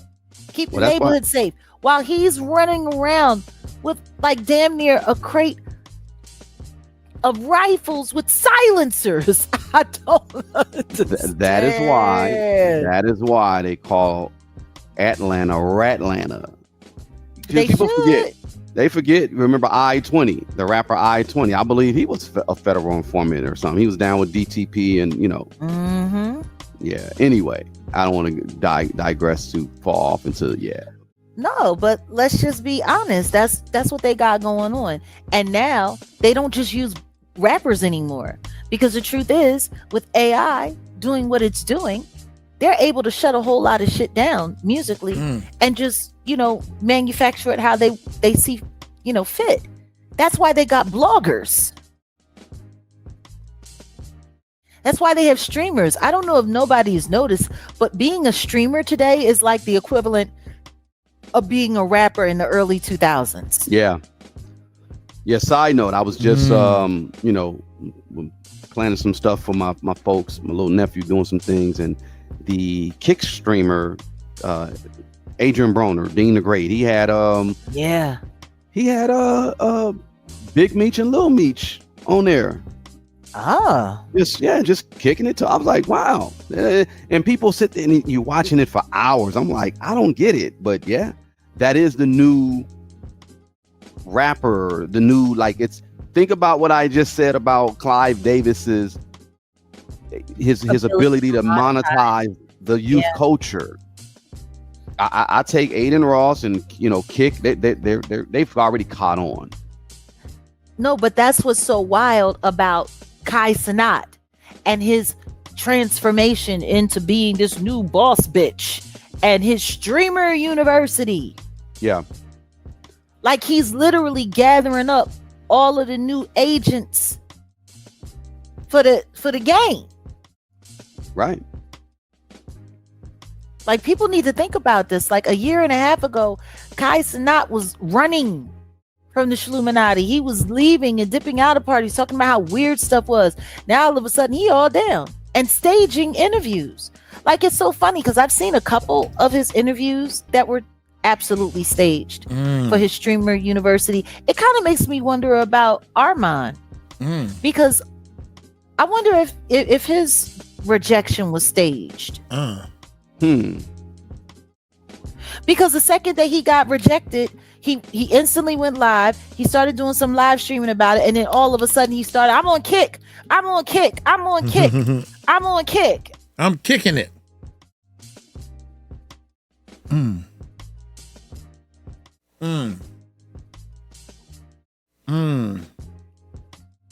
Somebody has a question. They said, Jag, in short form, what is AI? What's your knowledge on it and its impact? Okay, well, we're going to sidebar and we're going to get off into this, because actually we've been researching AI and the progress of what it's doing in our world and in our lives. Artificial intelligence is what it is. And the truth is, we were watching that documentary. What's it called? There's so many of them. What is the AI doc? What is AI? Yeah. It's a documentary called What is AI, and you should definitely watch it. But it's funny because people, the interviewer, he asked that question to people who are like real tech nerds, and they couldn't even tell you what it is. That's what they said. It was like, well, I really don't know how to tell you what it is. But basically, it's a program that has the ability to self-educate. But you still have to feed it information. So whatever information you feed it, it quantifies, and then it keeps learning and it keeps learning and it keeps learning, and it grows until it masters whatever it is that's been implemented into it. So let's just say I teach it addition, subtraction, multiplication, and division. You give it a couple hours and it'll be doing like what, like Calculus? quantum physics, Calculus, calculus, yeah. in a few hours.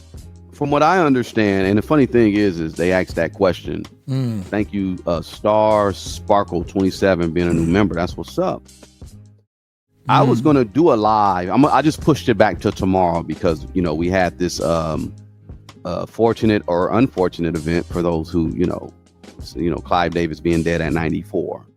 I was gonna do a live talking about AI and creativity. You're not gonna still do it? No, I'm gonna do it tomorrow. I'm gonna just do it tomorrow. I'd rather just push it and do it tomorrow because I'd rather us get into this conversation. This is really good. But and in the end, I think we're gonna put the link out there in a few, and if y'all want to come up and actually ask some questions, and you gotta act like y'all gotta act like y'all got some sense. But you've got a few questions or something. You ain't gonna be long-winded. Let's make it happen. But to answer the question about AI, and let me piggyback off of what you said, because I was going to do a live about it, the creativity side of it.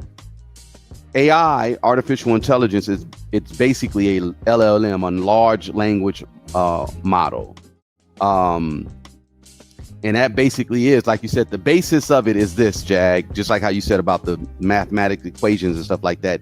It knows a language. The large language model is a language. So I can't just say the, he, she, he, it knows I got to make sense. If I'm talking to it in English, it knows how to put together the words, a sentence in its proper format and the syntax. And it automatically knows that. And then it has that basis in there, that large language model. It's almost like if you're a computer nerd and you know about DOS, disk operating system. DOS. That's what DOS stands for, DOS. That's basically, back in the day when we used to like install programs, you would type in install dash whatever the program name is .exe. Let me just say SimCity is how old I am. SimCity. I used to install SimCity and it would run that execution file and it'll do what it do, and then it'll put that program execution on there. File, yep. That program is its own program, but DOS is still running in the backdrop, etc. And LLM is like that as well. It knows basic language. DOS is the operating system. Windows was not an operating system. Now Windows for Windows computers, Windows is the operating system. I don't know if they bought DOS out or they just said, we don't need you no more. DOS is what operates the computer. Here we go. That's what he's talking about. It self-learns. And it's learn. You have to feed it. Yeah, you have to feed it. You have to train it. That's why they put these LLMs or these AIs out, because they want everyone to teach it. They've already got everything set up in the backdrop, and then they give it to everyone. Hey, interface, go talk to my AI, and everyone's giving it information. That's the key. It's getting information from everyone. It's learning. But that's why we have to be careful with what we're doing online and what we're teaching these AI automated systems. We have to be careful because we're actually training it how to destroy us, how to run us, how to figure us out. Like, for instance, in that documentary, I was telling them at the McDonald's, they're making people go to the board and you put your own order in. Right at the board. They training everybody because in a year, 12 months, I guarantee you from 12 months from now, you don't have to tell nobody no more. They got the app and they training the people. Guess what? Nobody's at the front desk no more. No, may I help you? Punching your order. You didn't put no, they punch their own order in. You're training these people. You're training these people to go to that board and you're going to lose your job. There's no job. You're training yourself to lose your job, basically. Talking to you about. There was a guy, he was a programmer, and he was working with AI. Oh, we have a new member. Welcome, Sly. Welcome to Jag Nation. Sly and the Family Stone. I knew you were going to say that. He was working Sly and on the an Family AI-driven Stone, system, and it was learning him. And so at one point in time, the AI was going through, looking at his format, I think he was trying to update the system or change the system in some way. And so the AI thought that it was going to be replacing him. Well, not him, but replacing it with another operating system.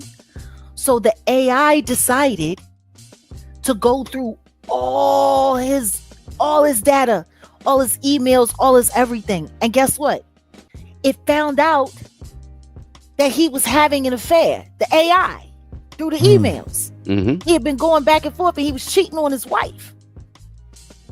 So the AI grabbed all of the content of his cheating through his emails.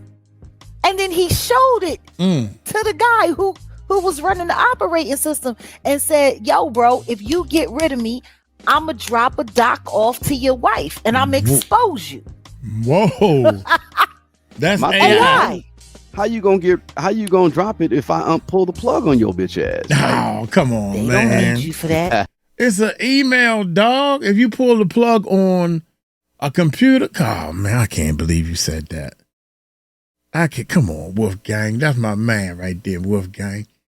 It's an email. You pull the plug, I can go to anybody else's computer. Y'all know. I call you back on it. I think he wasn't thinking that time.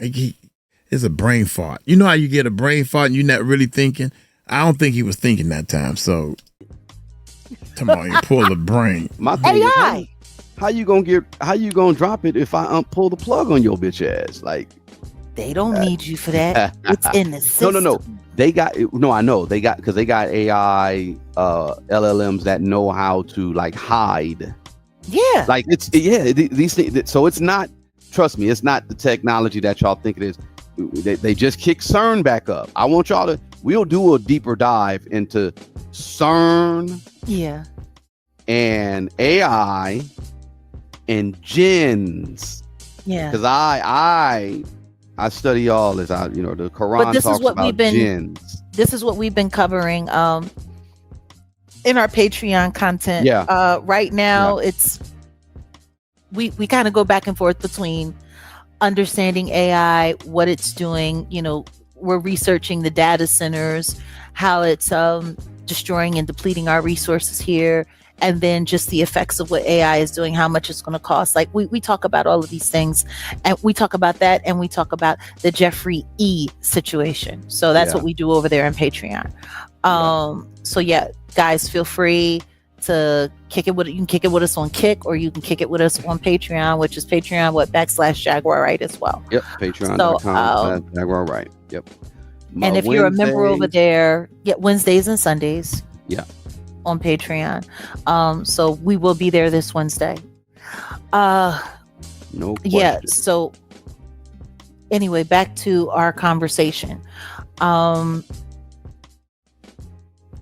to tie this AI conversation into relevance and right now, the story I just told you guys about the AI that blackmailed its operator for its system. It was able to use his own data against him, which is why they don't need people like Diddy and Jay-Z anymore. Like, I want you to think about what we're sitting here talking to you about. Clive Davis ran the industry as an industry titan and gatekeeper and overlord for decades because of the secrets that he collected, because of the power that he wielded, because of the influence and the pressure that he could put on people. And he was able to get done what he was able to get done. He taught these practices to people like Diddy. He taught these practices to people like L.A. Reid. Like, he taught these practices to his other people. And see, all of this becomes very effective for government organizations that are looking to have a stranglehold on the control of, mass populace. So when we talk about this meeting and how they had planned to use music in industry, and by the way, is there any way we could get that graphic up? That special graphic that we like to show people how the show just ran. Give me 1 second. Give me 1 second. Because I think that would be kind of important. Yeah, that's what Claude. Yeah, Claude. Exactly. That's all that Claude, all those different AI. Exactly. Grok.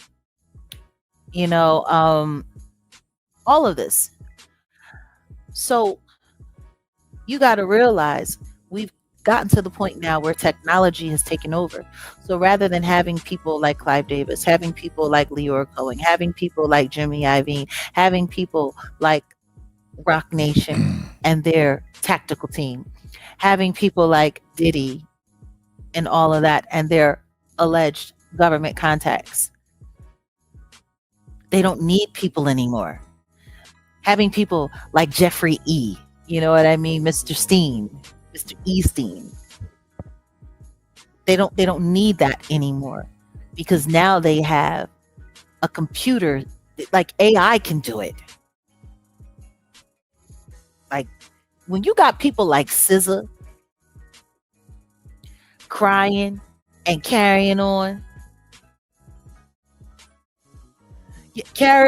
Somebody said Charleston White is an example of a gin. Show up. No, you talking about a Seagram's gin or a bottle of gin? No, a JINN. He looked like he could be demon possessed. So for real, you know who he looks like? JINN. He looks like Stimpy. Well, no, actually, do you remember? Did you ever see the movie Sin City? Nah.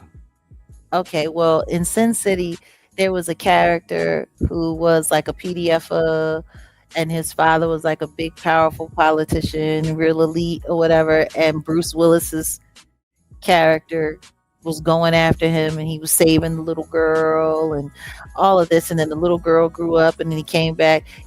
There's a character in the Sin City movie, and to me, that's who Charleston White looks like. He smelled terrible. And he had a real quirky look about it. Yeah. Y'all know I ain't no fan of Chucky White.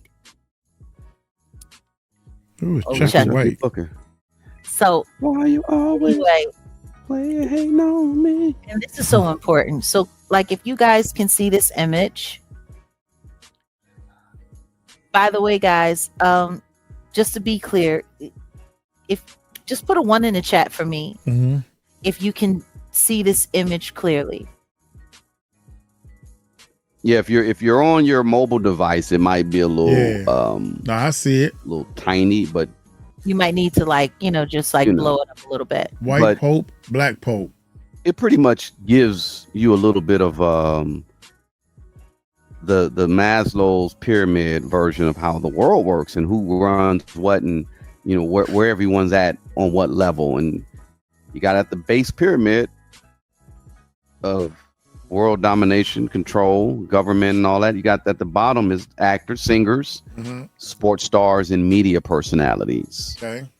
So if you look at the entertainment industry, it's the bottom of the heap when it comes to power. Right?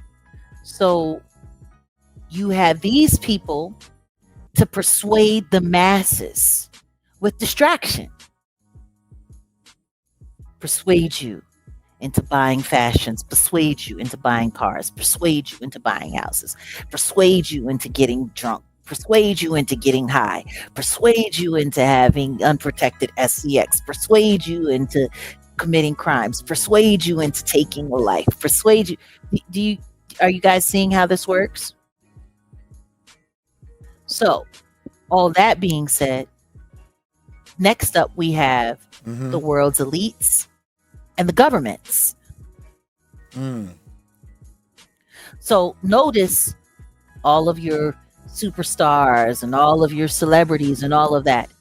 They are underneath the world's elites and the government. So these people here serve the purposes of the people above them. And if you just look at this tower diagram here, everyone from below serves the purposes of the person above them.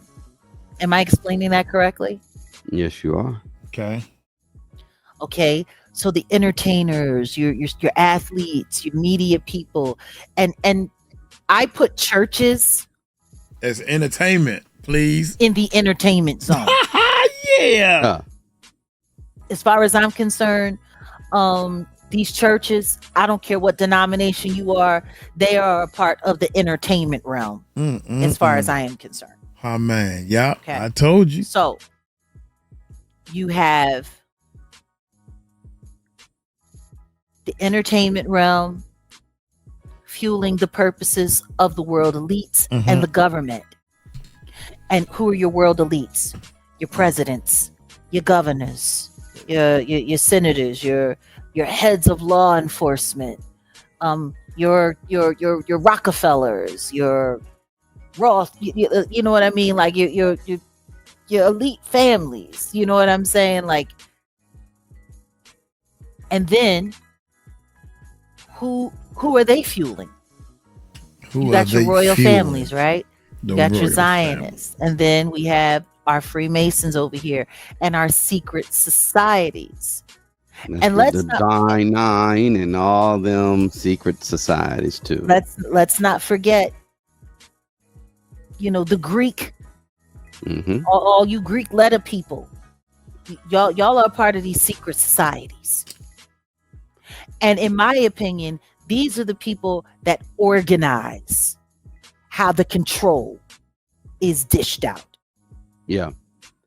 Like, let me pause for a second, because when you're talking about secret societies, and this is a perfect segue to get into the Clive situation as well.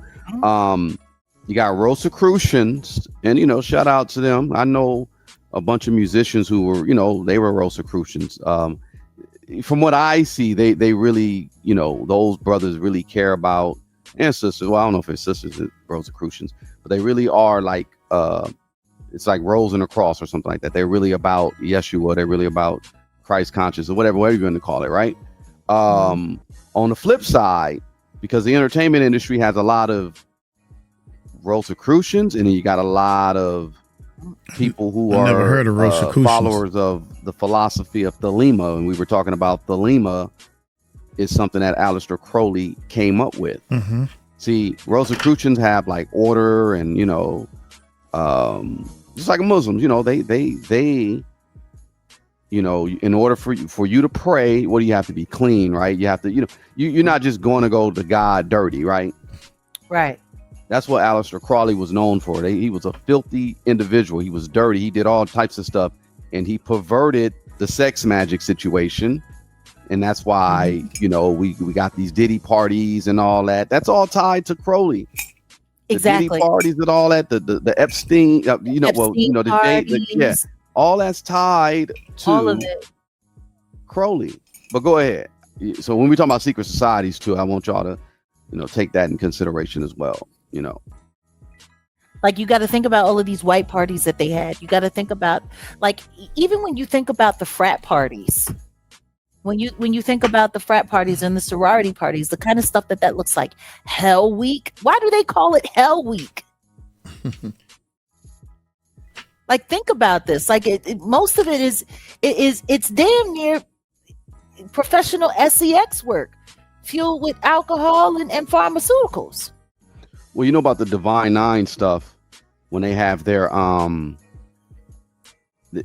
somebody did a video. They said, I've never been through any of the, like the Greeks, the Omegas, any of all that, right?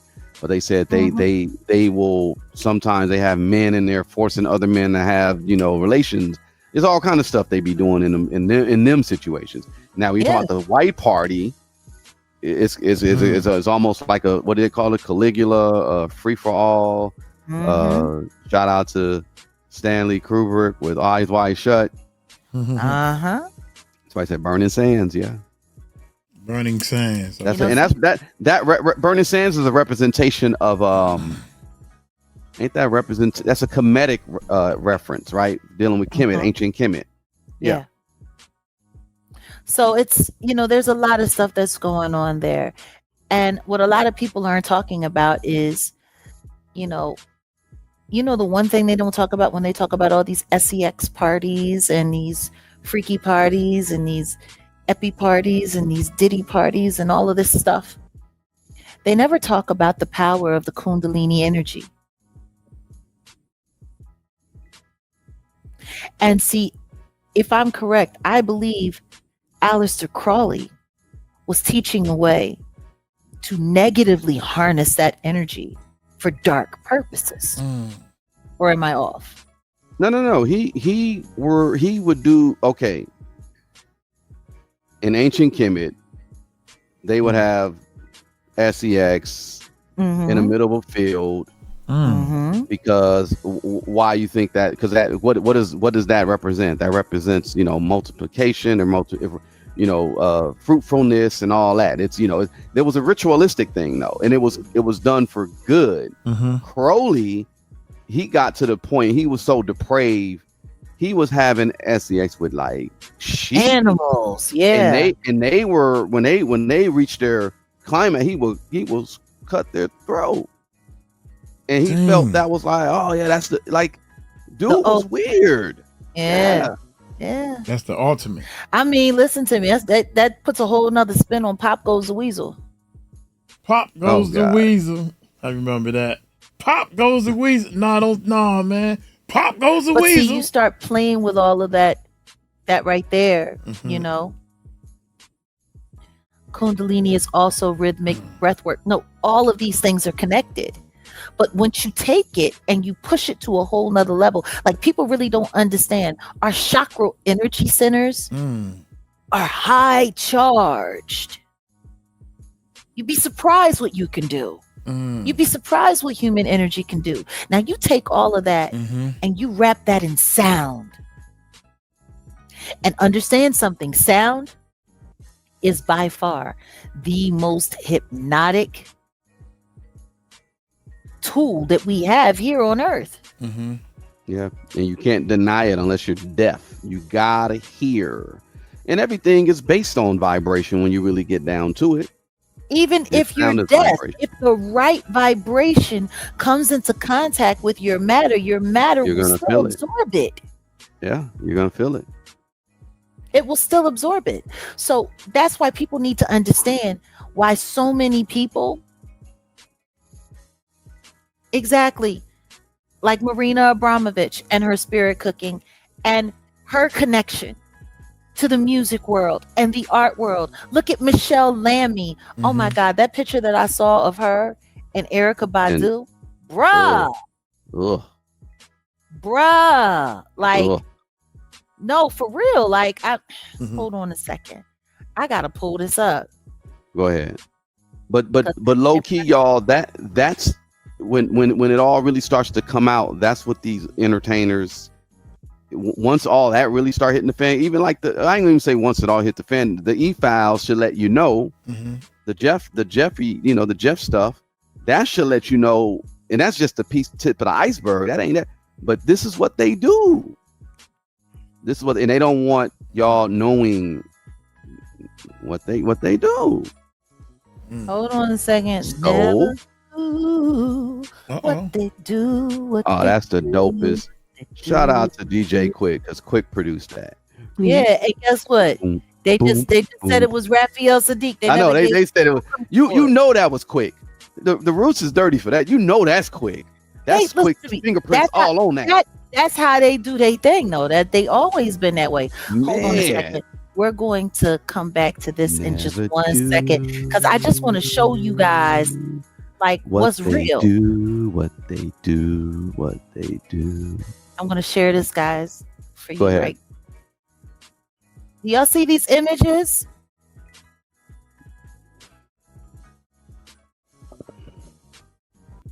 This is Erykah Badu with Michelle Lamy. Being styled by Michelle Lamy. Ugh.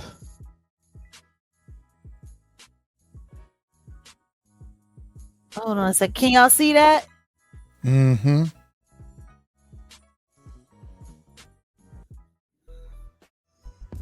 Y'all see this picture? Yeah. Well, everything look like devil worshippers and stuff. Everything got to look like. I'm not going to turn it on because I don't even like to hear the sound of this woman's voice. Do y'all see this? Yeah. She kind of looked like Clive Davis in the face. Michelle Lamy and Erykah Badu on the Fashion Trust USA awards carpet moment before Erica takes the stage to honor Michelle Lammy. Now I want to ask y'all something. Does this look like a witch to you?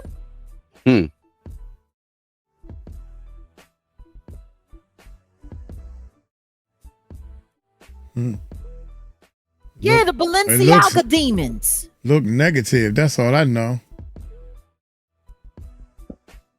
What this look like to y'all? It looks negative. It looked like devil worshiping type stuff. Why would you want to wear what in God's name? Something so far away from God. I don't understand is that. She doing honoring a witch?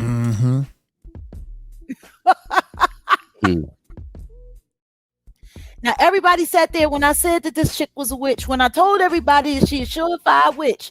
Oh, you're a liar. You're a liar. She's just different. She's just artistic. Oh my God. Oh my God. You're tripping, Jack. It's just fashion. It's just, yeah. Look like the little leprechaun.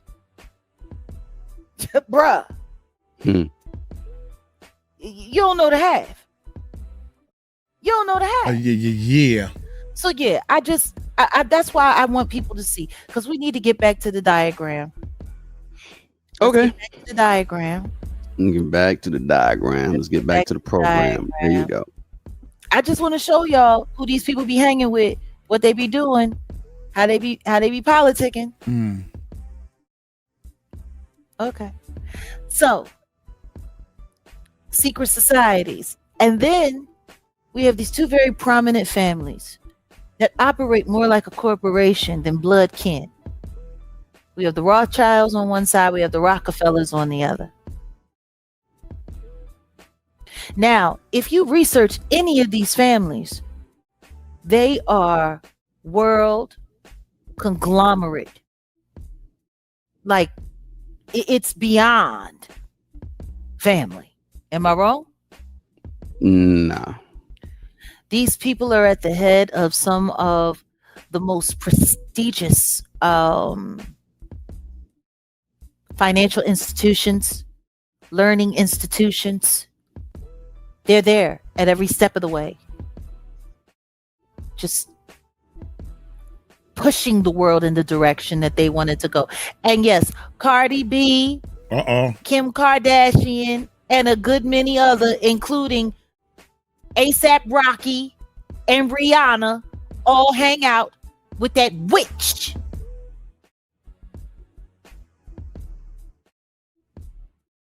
Y'all should ask yourselves more questions about why that woman was arrested for pow in her home. And they never talked about that man that was the actual one operating the rifle, who hasn't even been arrested. And that girl is about to be sent to a mental hospital, and nobody's ever going to be able to hear from her what actually happened that day on March 8th, 2026 in Beverly Crest. Travis Scott too. Yep. Witches.